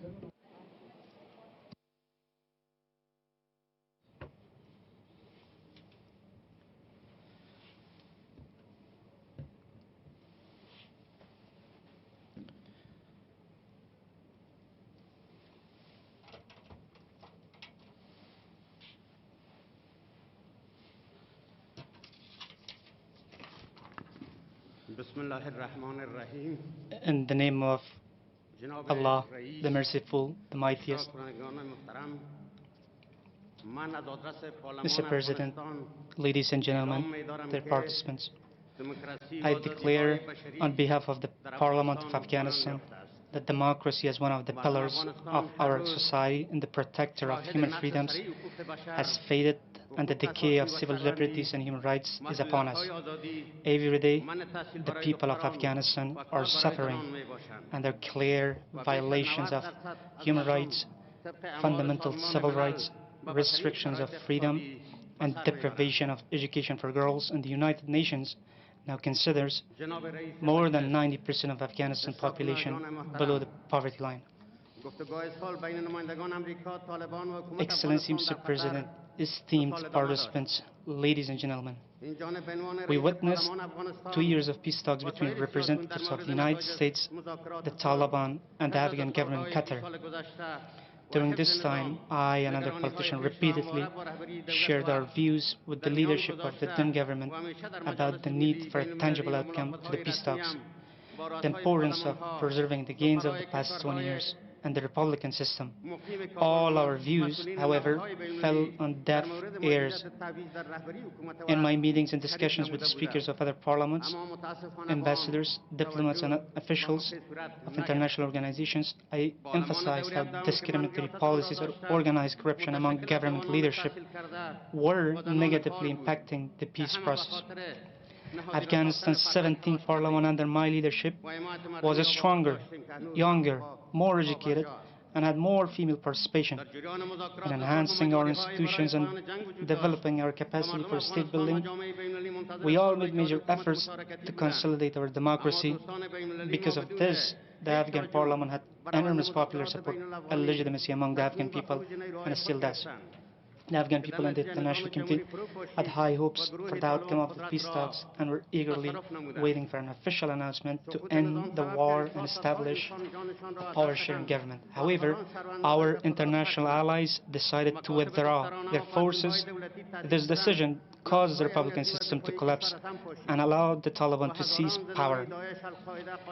The collapse of the Republican system led to the invasion of Afghanistan by the Taliban, whose brutal rule has resulted in thousands of deaths from revenge killings, senseless violence, and terrorist attacks since mid-August. More than 100,000 young and skilled professionals, political leaders, and civil society activists have left the country. Many tens of thousands of government workers who remain in the country now stay at home in fear. Most schools for girls were closed, as our governments run universities.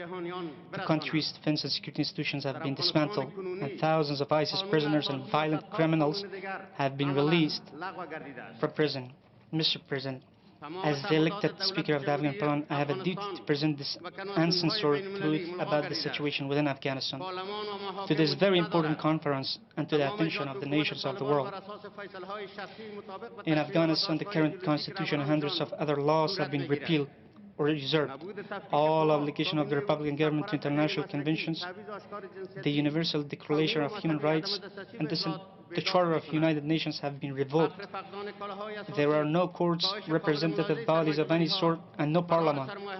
The Taliban regime sets rules in accordance with the personal and ideological beliefs and perceptions of its leadership and a small group of constituents. Lack of market understanding, lack of basic goods, a significant decline in investment capital flight, closure of domestic and international NGOs due to distrust, and cessation of trade have led to rising unemployment, inflation, and rising prices. Because so many Afghans are unable to earn a livelihood, the country has plunged into poverty and hunger. The World Food Organization now considers 90% of Afghanistan population below the poverty line. Today, Afghanistan has become the most preferred destination for international terrorists. There is no government or military in the country monitoring or trying to control the activities of more than 20 terrorist groups, including Al-Qaeda and ISIS. The risk of further concentration of these terrorist groups and their ability to launch attacks against the interests of neighboring countries and the world increases day by day. As the Speaker of the Parliament and representative of the Afghan people, I must warn you that if the international community disregards the threats posed by the Taliban regime and their terrorist allies, then Afghanistan will have very dangerous consequences for the security of the region and the world. In conclusion, Afghanistan must have an inclusive national government with all ethnic, religious, linguistic, and religious minorities, civil society, and skilled professionals able to see themselves in the mirror of power. If not, I fear a bloody civil war will start to unfold, and ISIS, Al-Qaeda, and other terrorist groups will turn the country into a safe haven without pressure from the international community for inclusivity, representation, and further food and humanitarian aid. So many innocent Afghan people will die from poverty and hunger, and countless more will suffer under the tyranny of a brutal authoritarian regime. Thank you so much for you. Thank you. Muchas gracias al representante de Afganistán por su preocupante informe. Thank you so much to the Afghan representative for this report that is filled with elements that worry us, and thank you for your call to action to the international community. I would like to know if Germany can now take the floor. If that is the case, we will now give the floor to the representative of Federal Republic of Germany. Thank you.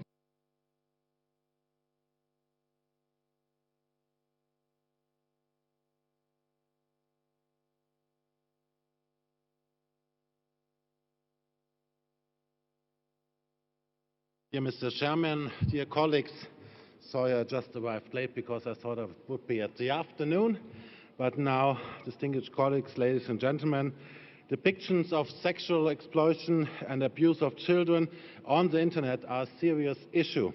I would even go so far as to speak of a global epidemic of sexualized violence and child abuse on the internet. The internet facility areas access serves as a meeting place and allows easy contact with children. Countless images and videos are uploaded every second. They are a breeding ground for sexual violence and abuse and have both physical and serious mental consequences which severely affect and change the lives of children. Through the internet, a much larger number of people have access to such content which would only be known to a limited circle offline. A harmful photo or a sexualized video can quickly spread and become uncontrollable. At the same time, digital anonymity benefits the perpetrators and makes prosecution more difficult.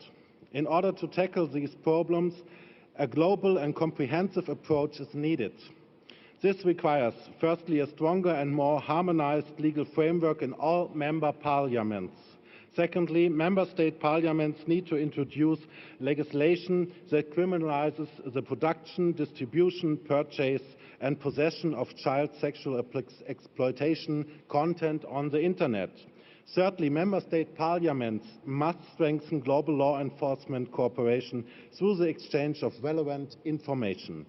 Finally, we need increased efforts against the sexual exploitation and abuse of children in the area of prevention and intervention so that sexual offences can be detected much earlier than is the case today. This requires better education.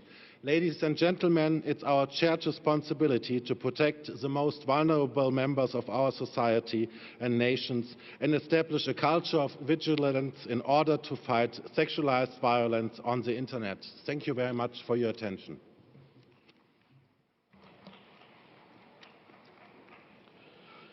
Muchas gracias.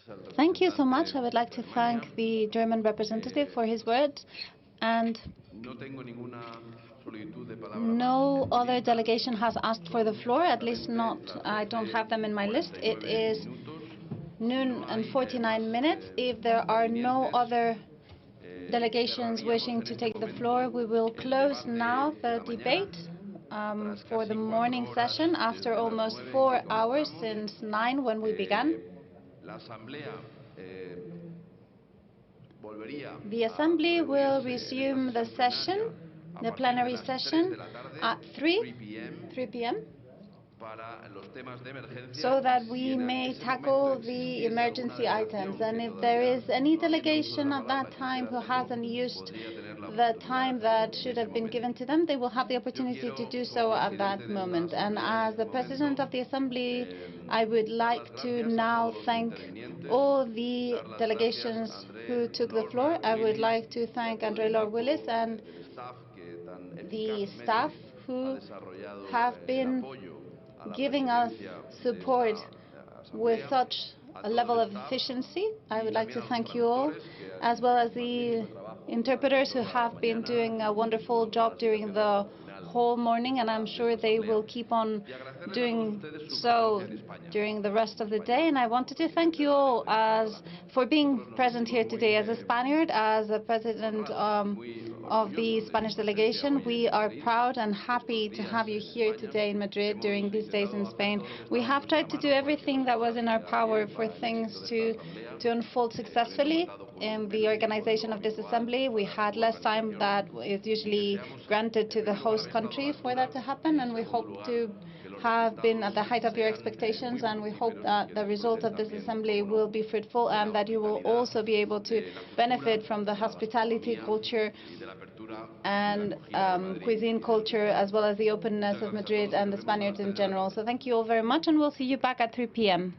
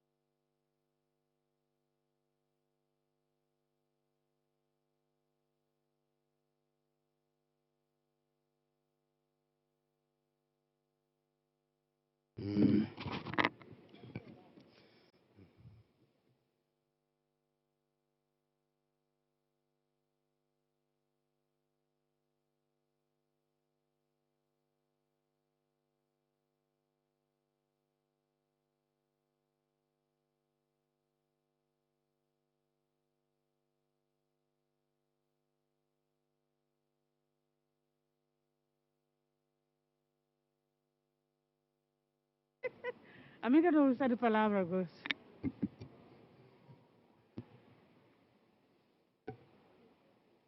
Un curto. Pero entra máscara, por favor.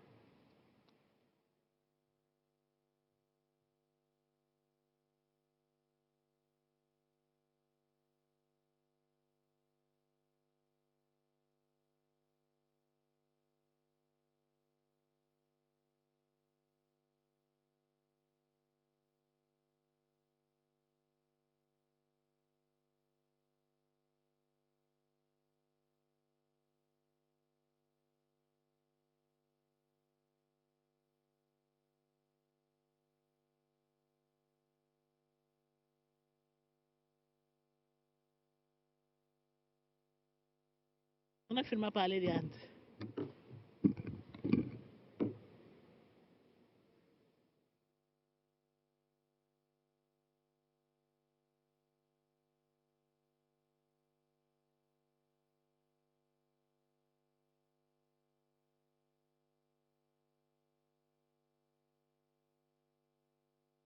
Cos'è? Ok.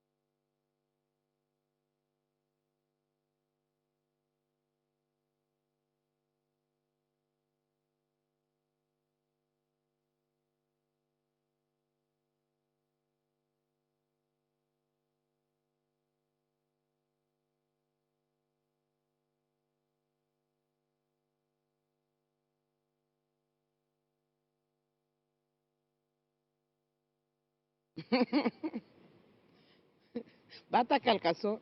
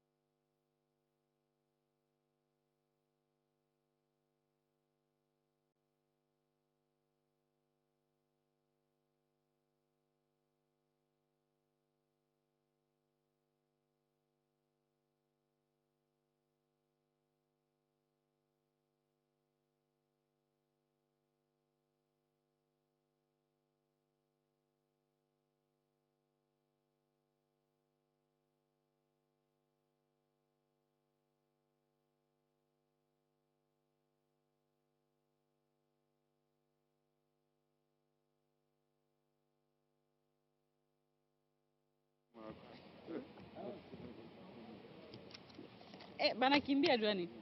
Il faut usimamishe ici. Parce que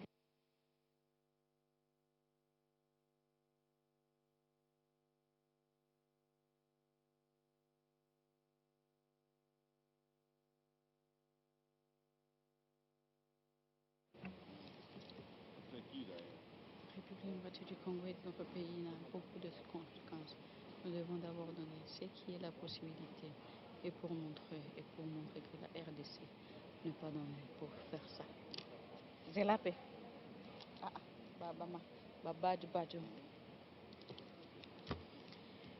Notre pays, la République du Congo, est solution et nous devons donner la possibilité de croire parce qu'il n'y a doute que le Congo doit aller de l'avant, la possibilité de mettre des choses qui sont les nôtres.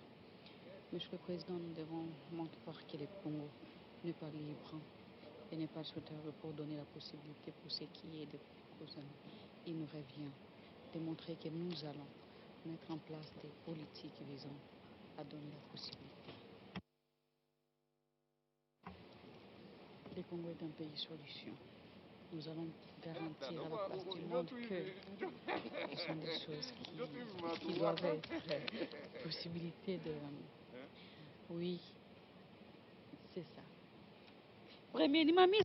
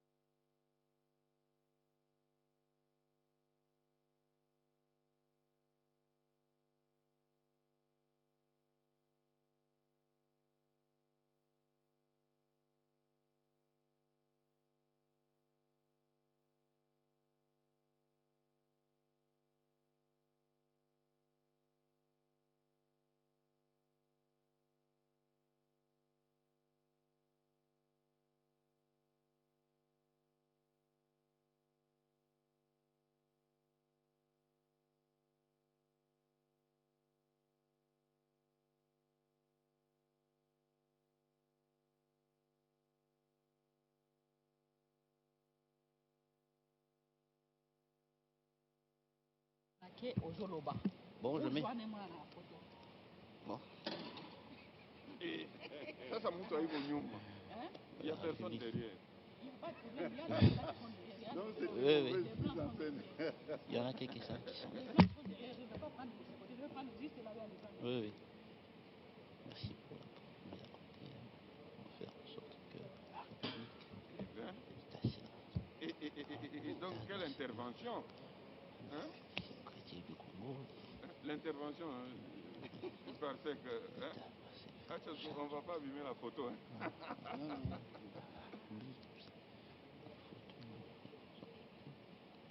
Là, mon analyse.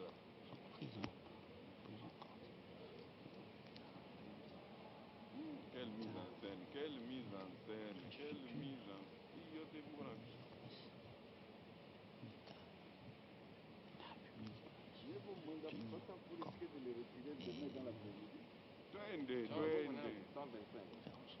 Twende dada, twende,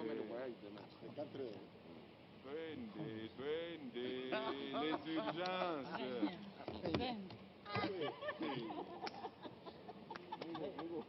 On peut me prendre des serviettes.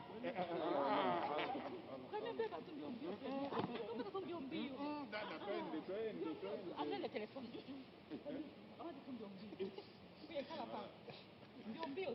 Vous avez de sérieux problèmes? Non,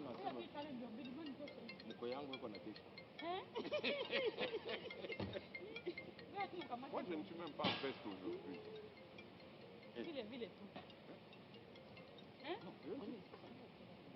Non, tu vas rester avec le manteau dans une salle comme ça. Tu as un manteau? Moi, je ne suis pas en veste aujourd'hui. Ah, veste. Mais c'est américain. Allô? Je peux, ni comme une cravate, mais je peux rester avec. Oui, avec la chemise. Allô? Attends, je te rappelle. Envoie le numéro, hein, mon frère. Je t'ai dit. C'est quoi? Le numéro de qui? De la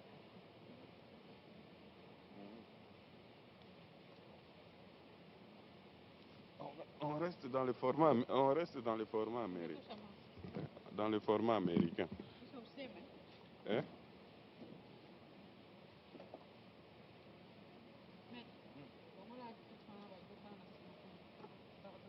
On est tout, moi, vous, ma comédie, moi, on a fait, hein? Donc vous voulez qu'on puisse parler, vous voulez qu'on puisse parler, expliquer, hein? Expliquer,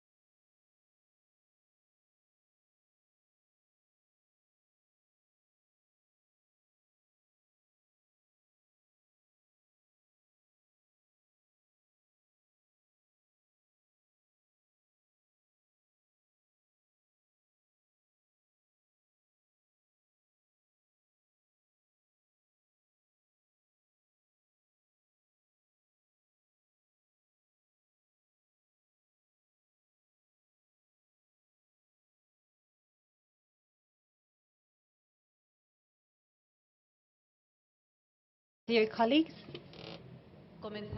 we will begin, as you all know, with the emergency item included as item 7 of the agenda of the Assembly. I would like to invite Mr. Waven William from the Seychelles, the rapporteur of the drafting committee, so that he may present the report with regards to the point harnessing global parliamentary support for vaccine equity in the fight against the COVID-19 pandemic. You may take a look at the draft of the resolution in document A143/70R. Please, Mr. William, the floor is yours. Thank you, Madam President, President of the IPU, SG of the IPU, Excellencies, Honorable Members of Parliament of the IPU, ladies and gentlemen, good afternoon. Before I go to the report, I would like to thank the government of Spain and people of Spain for the hospitality, the IPU Secretariat and the two houses of Parliament of Spain for putting things together in just 6 weeks so that the 143rd IPU General Assembly could be held. And on behalf of the plenary, we commend you. I also give thanks to God the Almighty for making it possible for us all to meet again as a community of global parliamentarians on the IPU platform to discuss, negotiate and share possible ideas on global concerns that are affecting our national communities and the global community. I can truly say that when it comes to making the perfect choice, IPU members of parliaments always rise up to the occasion, as in the case of choosing the emergency items for adoption. It was and is democracy at work, and to that I would like to thank Indonesia, Germany, Latvia, the Netherlands and Poland, Mexico and Russian Federation for honoring this democratic principle of global priority, consideration of choice. I believe they deserve a round of applause.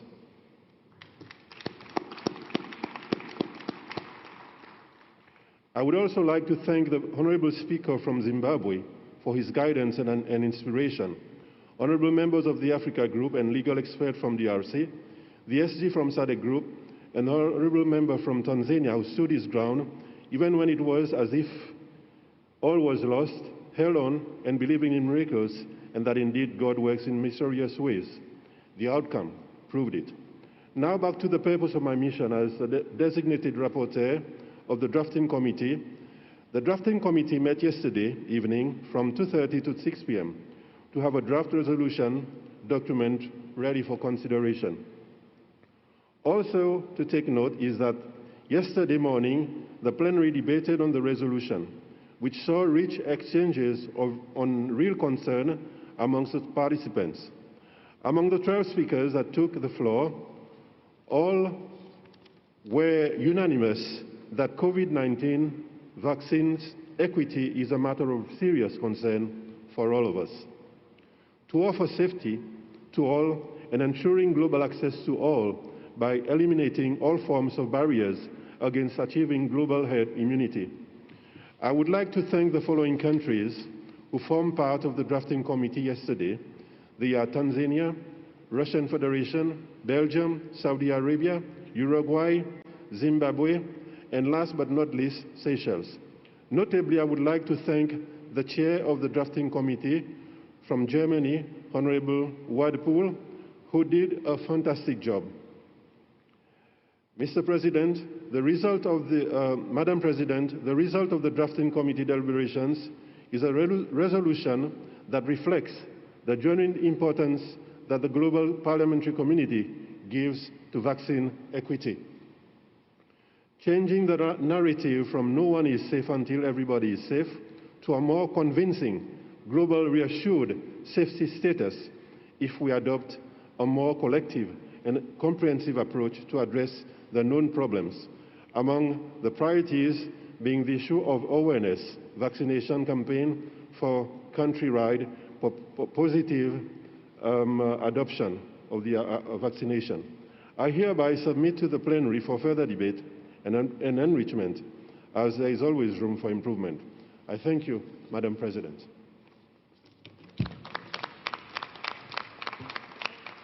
Thank you very much, Mr. William. Muchísimas gracias. Thank you so much. Before inviting the delegates to adopt the resolution, I would like to remind you that according to Article 32.2, if any delegation wishes to explain their votes, but briefly, they should do so after the adoption has taken place. The same applies should a delegation wish to express a reservation without opposing to the adoption of the resolution. Having made this clarification, I would like to ask the Assembly whether they are ready to adopt the resolution. Are you ready? Yes, I see that no hands have been raised. There are no objections. May we declare? Yes? I think Zimbabwe wants to take the floor. Zimbabwe? Speaker Mudenda.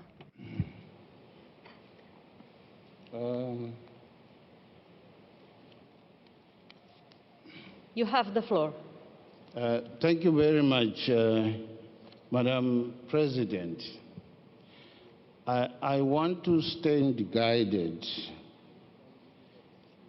When you discover that the drafting is not in sync with the standard of drafting, what is the best cause of correcting the drafting? Because although my name was mentioned, I did give the general framework on how the draft should be crafted. I want to emphasize it was only a framework. But when it comes to the issue of the actual narration of the draft, I see that there leaves quite a lot to be desired in terms of the diction of the resolutions. How do we proceed, Madam President?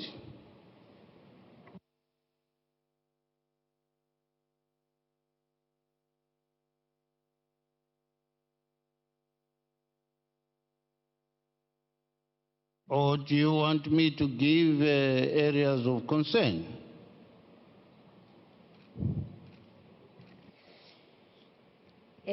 Thank you very much for your objection.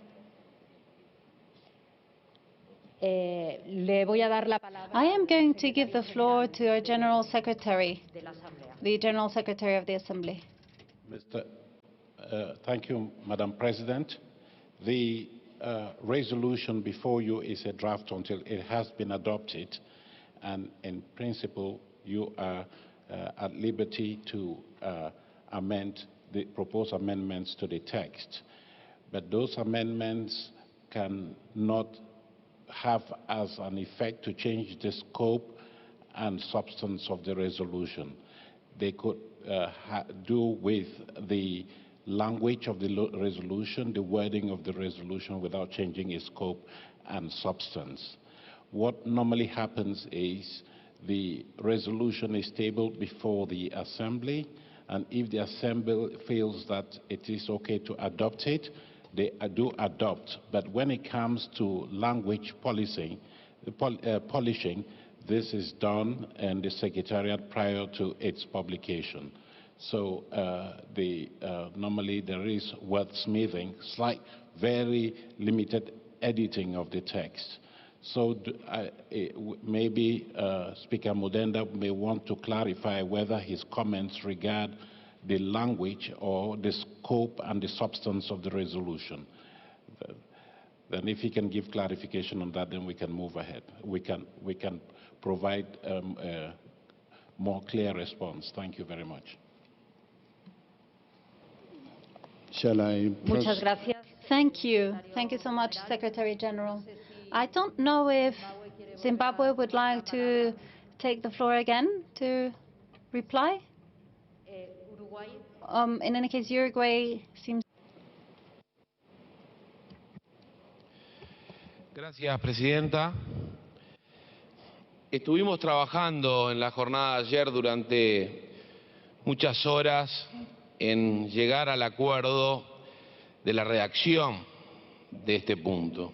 En realidad fue una jornada muy discutida, con muchos intercambios, y en cada uno de los aportes intentamos ser lo más precisos posibles para poder llegar a esta asamblea con la posibilidad y la oportunidad de encontrar la unanimidad. I'm so sorry. The microphone was off. It was a very heated debate yesterday. They had to be very concise with regards to all the points that they were exchanging during yesterday's day drafting the resolution. I'm sorry for interrupting you, but it seems that there was no interpretation for a little while.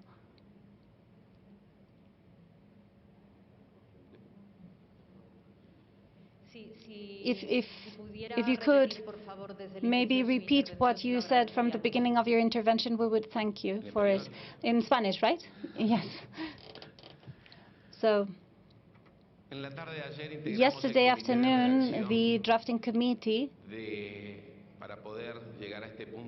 worked hard to try and reach the drafting of this emergency item, trying to, after a very long afternoon of exchanges with a very healthy debate, after each sentence, every word, we tried to be as concise, as precise as possible so that we could reach to this final document where what we were looking for was for a draft that really was a reflection of the spirit of what the Assembly wanted to convey with regards to this item. And you also need to remember that we had five motions to consider this as an item of emergency. We had 5 motions, and we spent the whole afternoon on it, and we left without voting because there was just one motion. The rest of groups, of geopolitical groups or countries that had presented their own motions, understanding the importance of this specific item, they decided to withdraw their own motions because they're all important, but this one is immediately urgent. It needs to be done now. 1, 2, 3, go. It is a motion where we are dealing with the problem now. And in this scenario, we show the reality of inequalities between different continents and countries. So we wanted to be very specific when drafting these scenarios. And we always wanted to talk about vaccination and not vaccines. We wanted to talk about vaccination and not vaccines. And it was all over the basis of the motion of the African geopolitical group that had the unanimous support of all the participants in this assembly. So if Mr. Representative of Zimbabwe could tell us specifically what he does not agree with, then we could maybe try and find a solution. Maybe we could try and see if that was a topic that we dealt with, or if that specific point is something that we could try and not include it in the drafting, or maybe it's just a problem of translation. So if he could tell us what he does not agree with regards to the drafting for the motion, so that could help us. Okay, thank you very much. I understand that the text, as the Secretary General was saying a few minutes ago, and as the representative of Uruguay has said, it was a text that has been debated for a very long time yesterday, and this is not the procedure for amendments, an open amendment procedure, but if it is a problem with regards to translation in some of the languages, that could be easily resolved. And if it's not the case, if it is a problem with the content of the draft, if you could be more synthetic, if you could specify exactly what it is that you do not agree with or what you propose to change, then the Assembly might consider that. So if you could maybe, if you wish to do so, I give you the floor. Speaker Mudenda, please go ahead. Thank you, Madam President. I'm not suggesting you look like a man, but you are quite pretty. from a distance. On a serious note, I don't dispute the exertion of the committee, the drafting committee. I think they applied themselves diligently, but that does not mean that their diligence ends up with a piece of perfection in what they've been doing. And that is why even the rules do allow for amendment of resolutions that need to be adopted by the Assembly. From page 1, paragraphs 1 to 7, I think the committee did a good job. However, when you get to paragraph 8, line 3, including substantial amounts of vaccine donations from high-income countries. Normally, we talk of developed countries, not high-income countries. On paragraph 9, just under it, you need a preambular opening to say what is the IPU Assembly saying. In terms of drafting, you need to say, now therefore, understood, the 143rd Assembly of the Inter-Parliamentary Union calls upon. That is correct. But right at the last line of paragraph 1, perhaps a simple addition of the most COVID-19 affected regions. The most COVID-19 affected regions. Under paragraph 2, it could be a problem of translation here. Instead of calling upon, I think the emphasis should be urging.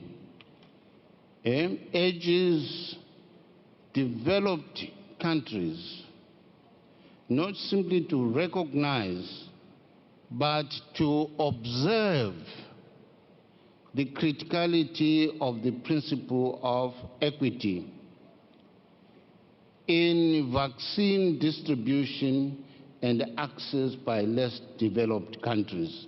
I think that's the message there. And also this is in accordance with the thematic expression of the emergency item. Under Article 3, it says encourages. I think you need to be more forceful and say implores. You implore the vaccine manufacturers. You don't encourage them. You implore them. You are asking them vigorously to do something, and that is to provide regular, clear supply and so on. And towards the end of that same paragraph, a regional initiative to ensure vaccine access to all deserving beneficiaries. That's the import of our resolution. Then paragraph 4 is problematic. It starts by saying encourages vaccine manufacturers to enhance the production of vaccines by using flexible cooperation models. the essence of the debate and what is happening now is that these manufacturers are refusing to patent the vaccines so that the countries that have got the technology can manufacture the vaccines. The question of patenting is the one that has been raised by the African Union several times, led by President Ramaphosa of South Africa when he was chairman of the AU. The critical issue is patenting of the vaccines. I have no problem with patenting of vaccines in respective countries. Paragraph 5, I have no problem about that one. Paragraph 6, the last line, trade barriers on COVID-19 vaccines supply and the inputs involved in their production. Excellent. Paragraph 7, I think, captures the spirit of the theme. I so submit, Madam President. Muy bien, pues muchísimas gracias, presidente. Thank you very much, President Mudanda. I think that after these considerations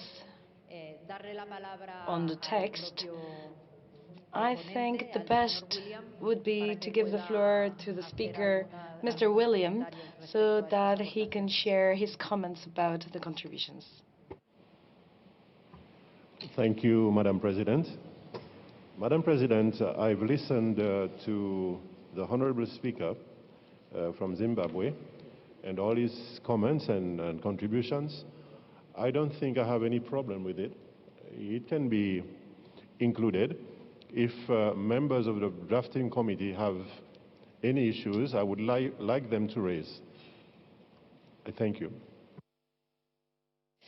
Muy bien, veo al menos dos. Very well. I see there's 2 requests for the floor. Uruguay? Yes, thank you, Madam President. With regards to the comment made about the word implores, made by Zimbabwe, this word has different connotations in different languages of the world, I guess. Imploring is a term which, as some countries raised yesterday, it's actually a term that they are not comfortable with. So this might be actually an issue of translation, and I guess this is easily solved. This can be easily solved. Now, about the vaccines, authorizations, permits, the WHO, and the different considerations that may rise under different scenarios, that has to do with vaccines. And the motion talks about vaccination.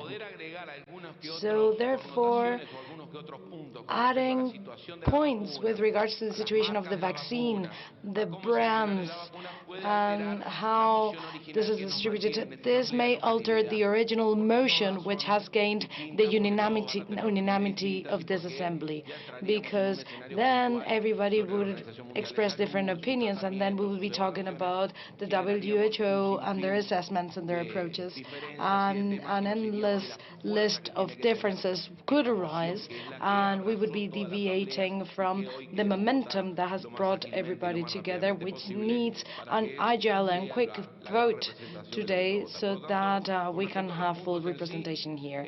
So about the points made, well, fortunately, Zimbabwe is not against any of the points.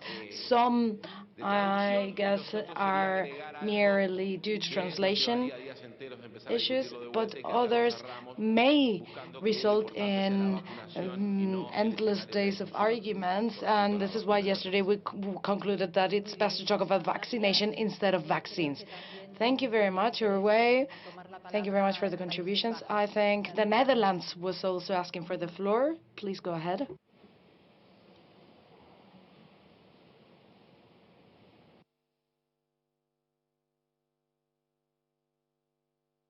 No. Yes, thank you very much. On behalf of the 12 Plus group, I want to iterate that for us, this is the text that's not negotiated. And indeed, as the Speaker of Uruguay just stated, some of the comments that Zimbabwe just made will alter the text in a way that it might lose the support of the 12 Plus group. So I would want to ask you to keep the wording as it is and do not go to the vaccines, but keep on talking about vaccination. Thank you very much.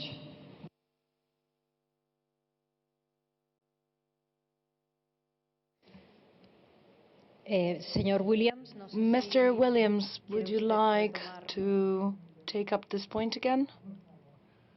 Thank you, Madam Chair. I've seen that the author, Tanzania, that lifted his hand, and I don't know if you could allow him to speak first, and then I can speak. Sí, sí. Of course. Por supuesto, perdón. Of course. Sorry. I had not seen the request for floor. Tanzania. Thank you very much, Madam Speaker, Madam President, for giving me this opportunity to talk a little bit about this matter. Let me first of all thank the team for having engaged very much on developing and structuring the draft to this extent. A wide extended consultation has taken place with regard to the areas. I would agree with my teammates who have put their suggestions on to ensure that the major part of the content remains unchanged, because those are the areas which were supported by the majority of the plenary. However, I would accept the provisions brought forward by President Mudenda in a selection of words where it is appropriate. Otherwise, I agree with the entire team to keep most of the content intact. Thank you. Pues muchísimas gracias. Thanks a lot. Mr. Williams, you have the floor now. Thank you, Madam President. I am sorry. It seems that Zimbabwe wanted to take the floor again. I'm very sorry, Mr. Williams. Let us complete this round. And I see nobody else asking for the floor. Am I right? Okay, then. Zimbabwe, and then Mr. Williams. Thank you very much, Madam President. I respect the observation by Uruguay that part of the problem could be conceptual translation. But let us not forget that when the text is in English, it must be in the Queen's language. That is very important. It must be in the Queen's language. Secondly, if you listen very carefully to my comments, I started by saying that substantially I agree with the resolution. But when it comes to item 2 and 4, I think you need a cleanup there. The issue is not so much about vaccination. Vaccine equity, that's the major issue. Vaccine equity means access to the vaccines. in a manner that is non-discriminatory. That's the meaning, in English at least, that's the meaning of vaccine equity. And in terms of the rules, if we are generally agreed, the rules allow for the Secretariat to clean up. The Secretary General can confirm that, to clean up the suggestions that have been put forward.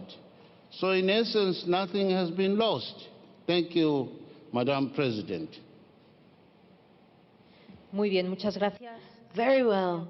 Thank you, Mr. William. Thank you, Madam Chair. Madam Chair, I've been listening patiently and attentively to all the speakers, and I don't think we have a big problem, but I tend to go with the principles of democracy. So having listened to the majority members from the drafting committee, I would say that we follow the rules of democracy in terms of the majority speakers. But having said that, I also tend to agree that with the speaker from Zimbabwe that if there's any rearrangement regard to the drafting, that can be left to the Secretariat. I thank you, Madam President.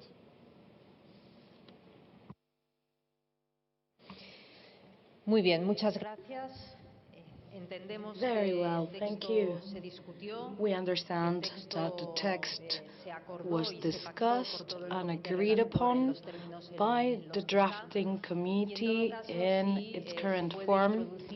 And in any case, if changes may be introduced with regards to some concepts or some verbs in order to come closer to the suggestions made by Zimbabwe, that will be considered by the the General Secretariat of IPU, as long as the ultimate content of the proposal is not altered. So, having said that, I'd like to once ask the Assembly if we can adopt the resolution. Secretario General. Secretary General.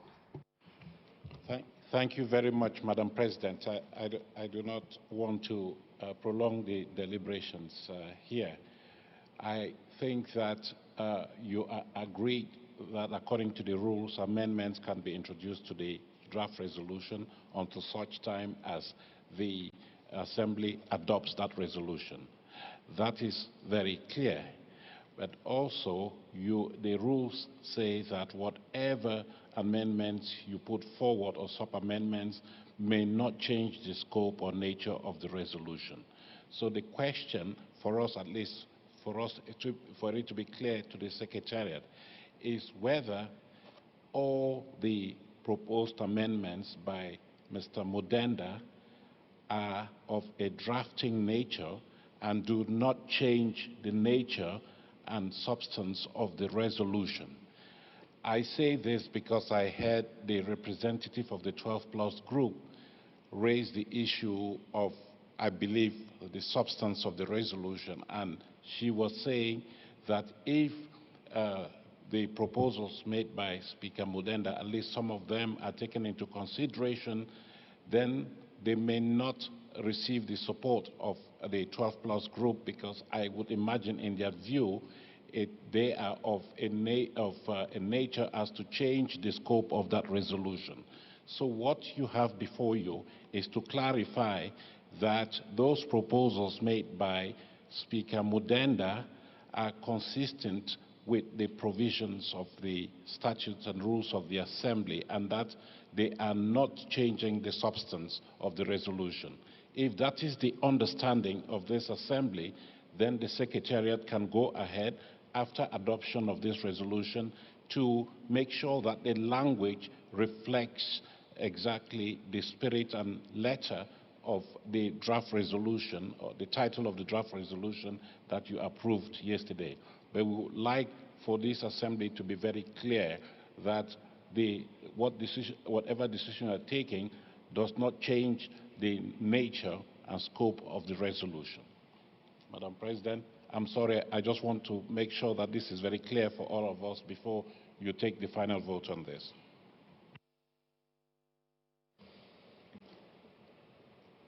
Sí, Netherlands. Yes, the Netherlands. Thank you, Chair. I do believe that some parts of the text that the speaker from Zimbabwe proposes to change is indeed changing the substance of the resolution. And certainly there were concerns, the difference between vaccines and vaccination. This is a point that was thoroughly discussed in the drafting committee, and therefore we oppose to changing that item.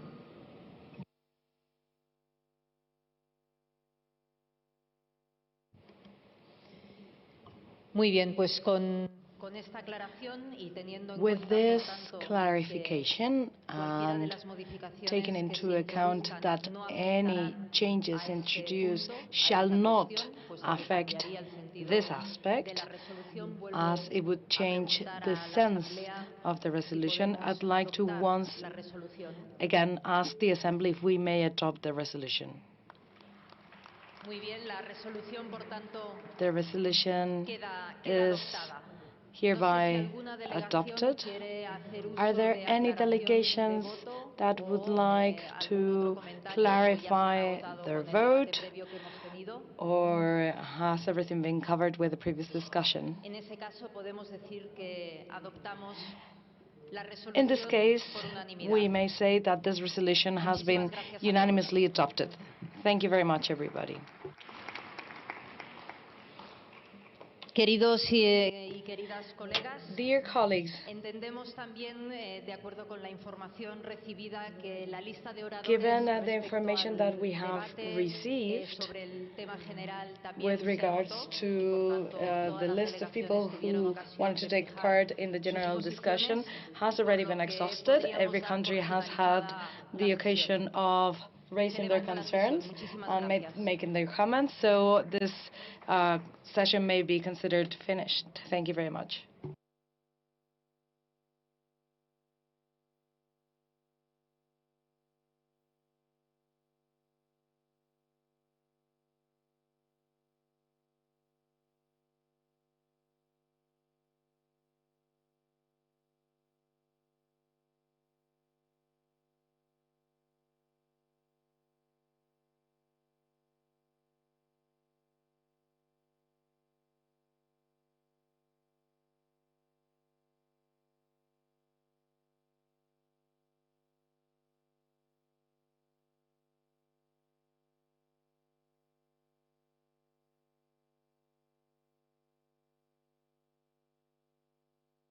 So we'll see you tomorrow. Tomorrow.